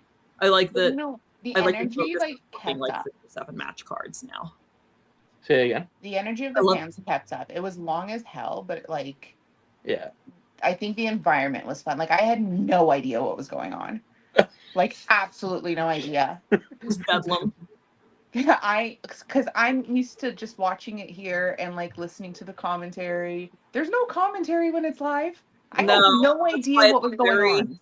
That's why it's very important, like at least on the indies, to make sure you're engaging the crowd. Because there is no commentary. No. So I you was need it is scared. on you to make it Yeah. interesting to the people watching. And a lot of time in the indies, there's very little story going into the match. It's, who was available that I could always book find this a weekend. story. You can always find a story. I think that if you're a smart worker, you can always find a way to get it off the ground, right? There's always something there. One of the things that like I noticed like when I was out recovering, like I would watch matches in person, but I would watch how crowds would take in the match. Like that was something I really That's what I was doing. Yeah, like that Yeah. was something that Gabe Sapolsky put me onto when I was recovering from my injuries. Like watch the match, but watch like how people respond to what's happening in the match and like look for those missed opportunities. Because he's like, I guarantee you, like even the best workers, you'll see their missed opportunities. Like watching tapes, hockey tapes. Well, yeah, it's like watching, like hockey tapes, soccer tapes, stuff like that, right? Well, yeah, it's like, but like with wrestling, it's like I feel like one of the biggest gifts you can get as a wrestler is like somebody in the crowd yelling something at you, for better or for worse, right? Like if you're a baby face, it's like, yes, you acknowledge them and you do the Becky Lynch, the rally, right? I love when she does that. It's so great. But you do that, right? You're like, I see you, I feel you. Like, yes, I feel you. That's such a gift. Or like if you're working as a bad guy and someone's yelling something stupid, it's like, great, here's my hope spot. And this is like, there's a little bit of fluidity that's required here. Like you got to kind of be able to like adjust as you go for when that happens. But it's like, what a gift. Like that someone's engaging with you, like acknowledge them, like make them a part of this, right? Because then all the other fans get into it. And I just think that like there are so many times as wrestlers when the crowd is asking for something from us and we're just like not even aware. And I didn't notice it until I really started looking from the outside in, like how many opportunities we have to like pull the crowd into what we're doing, and we miss it because we're so focused on whatever we planned in the back. Yeah. Well, I know she will never watch another ladder match again. I was kind of like that one. I don't remember. The people climbing the ladders. And... Oh, it was so dumb. Those are wild. They're fun. Oh my god. You be creative. You can be really creative in this. Yes, yes. Do you know what my biggest pet peeve with a ladder match is? You The get to the top only and fall. weapon in a ladder match should be ladders.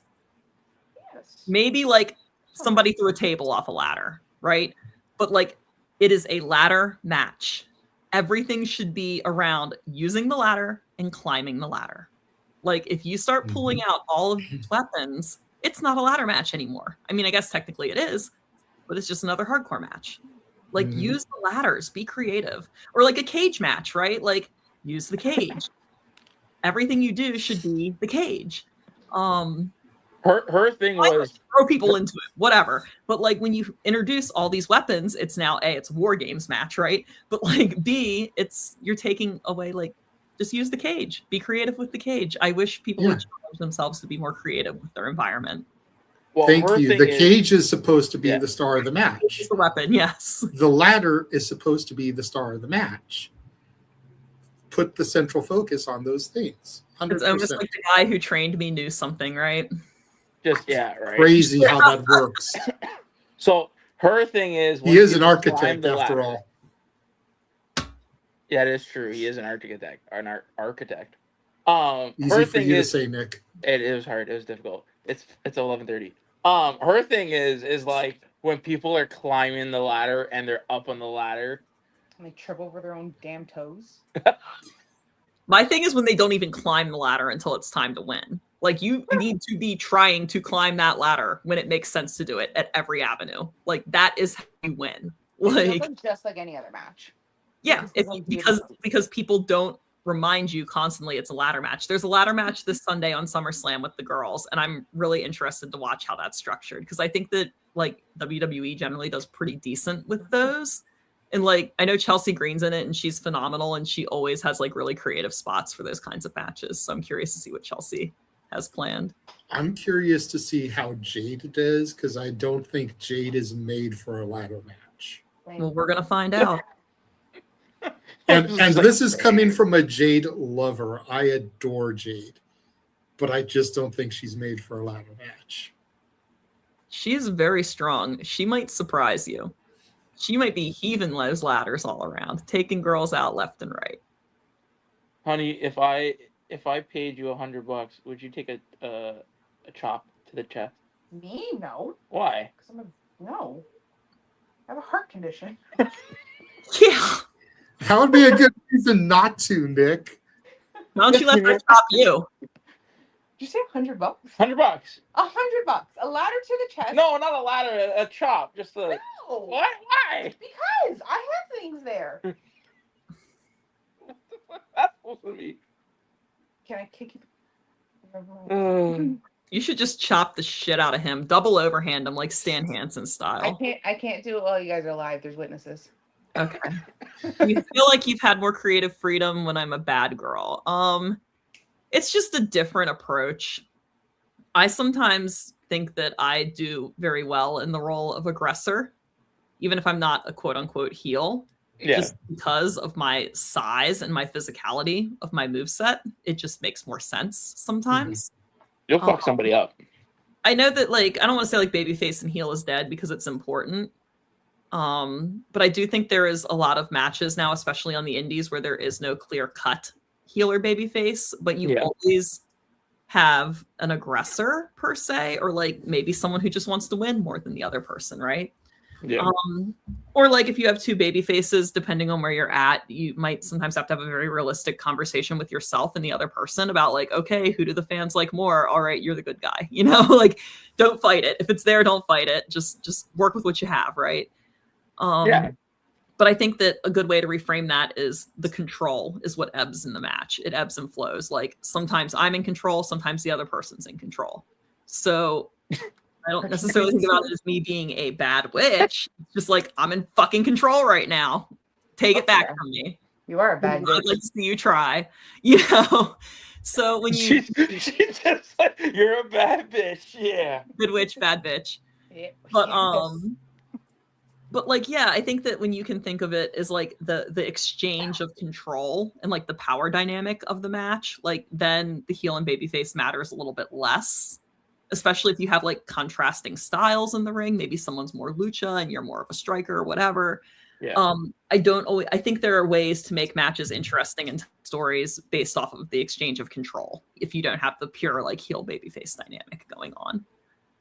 Well, I think we had this conversation before. I think the whole babyface and heel thing, I think that's almost a trope of it's almost a thing of the past, really. Oh, I love it. I love if you have like a really good babyface and a really good heel in a match. It's very easy. It's timeless. It's entertaining. It's great. Yeah. But I think that the nature of the business nowadays, you've got to think of like, you've got to be creative in how you get things over, right? Yeah. Like there's still going to be like a good guy and bad guy, but maybe it's like an aggressor and someone's more evasive, like someone's bigger, someone's smaller, or maybe it's someone's more experienced than someone's new, right? Or maybe it's maybe someone just wants it more than the other person, right? Yeah. Maybe someone just really wants it more.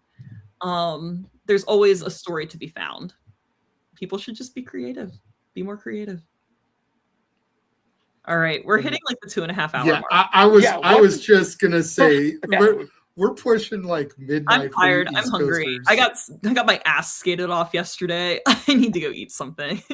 Yeah, I think we've gone way longer than I expected us to, Kaia. But the conversation was just flowing. Yeah, it was I figured you guys would probably like pare it down a little bit because I would imagine that this would be a very long, lengthy listen. But there's some stuff that you can clip in. But again, we've got 150 something people watching us right now. Really? So shout out to all of you guys. People tuning in to me, little old me. Thank you. Largest turnout ever. Well, you know, try to be. You are. And I got to say, I think your wife is who said it, but it would be a great T-shirt. Good witch, bad bitch. Shirt.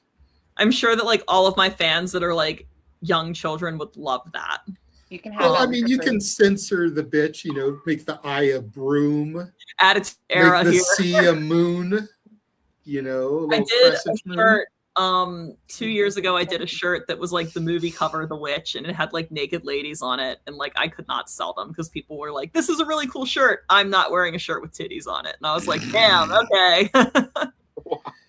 But so if you want one of those, I got plenty of them hanging out.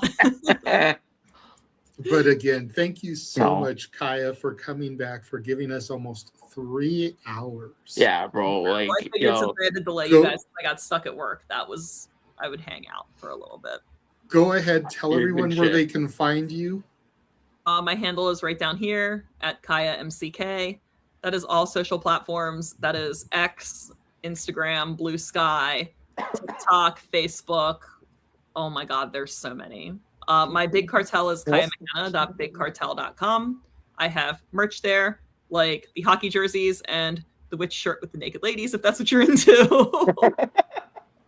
Whatever your vibe is, it's there. I've got stickers, all kinds of cool stuff, trucker hats. Check it out. I try to post on social media where I'm going to be wrestling. I did have a little bit of a slower schedule this summer because wrestling is not like other sports. I don't get 4 months to go golf and get really drunk. So I had to take some time off this summer to just, reset because I've been going very hard since I came back from my injury. But I will be having more dates in the fall and winter and more opportunities to see me work in person. Shout out to Nasty Leroy. Just popped in. Nasty Gang. Favorite wrestler, Kaia McKenna. Do you have any bookings this weekend? And if not, where can they find you the following I'll weekend? be at Pro Wrestling Symphony on the 8th. And then my August is pretty quiet, but that's fine because my hockey team is going to the playoffs and my job is very busy. And I do want to try to win a championship. That would be sick. I love gold, multi-sport gold here. Okay. There you go, girl. There we go. And then September, I will be working at Pro Wrestling Epic Labor Day weekend. And then let's see, I think I have a date with Action coming up in September. I'll have to confirm that. Just stay posted on my social media. Well, my little summer vacation. And people know that we'll we'll shout you out and shit. So people will know where to find you. Yeah. It's good. Take a break. This shit'll be here. If you're a wrestler and you're feeling burned out and tired, it is okay to kind of like slow your roll and take a booking every 3 weeks and just kind of like hang out. 100%. Boston therapy. That's it. Girl. So thank you to the now almost 160 of you that are watching. Yeah, like, should we go? The number keeps going up. Or people just like bored at night? Like, oh damn, Kaia's still talking. Like, holy shit, this bitch has been going for 3 hours. I might have But, to Is this the talk longest about- interview you? Is this the longest interview you? I mean, I can't even call this an interview. This I don't is fucking, know. This is family. I've done a couple of long ones. We're hitting like the Joe Rogan experience level of like length. Serious. But again, Kaia, thank you so much for coming back. Thank you to everyone who tuned in. Yes. We will catch you guys next time here on the Shenanigans. I want to hear about all of your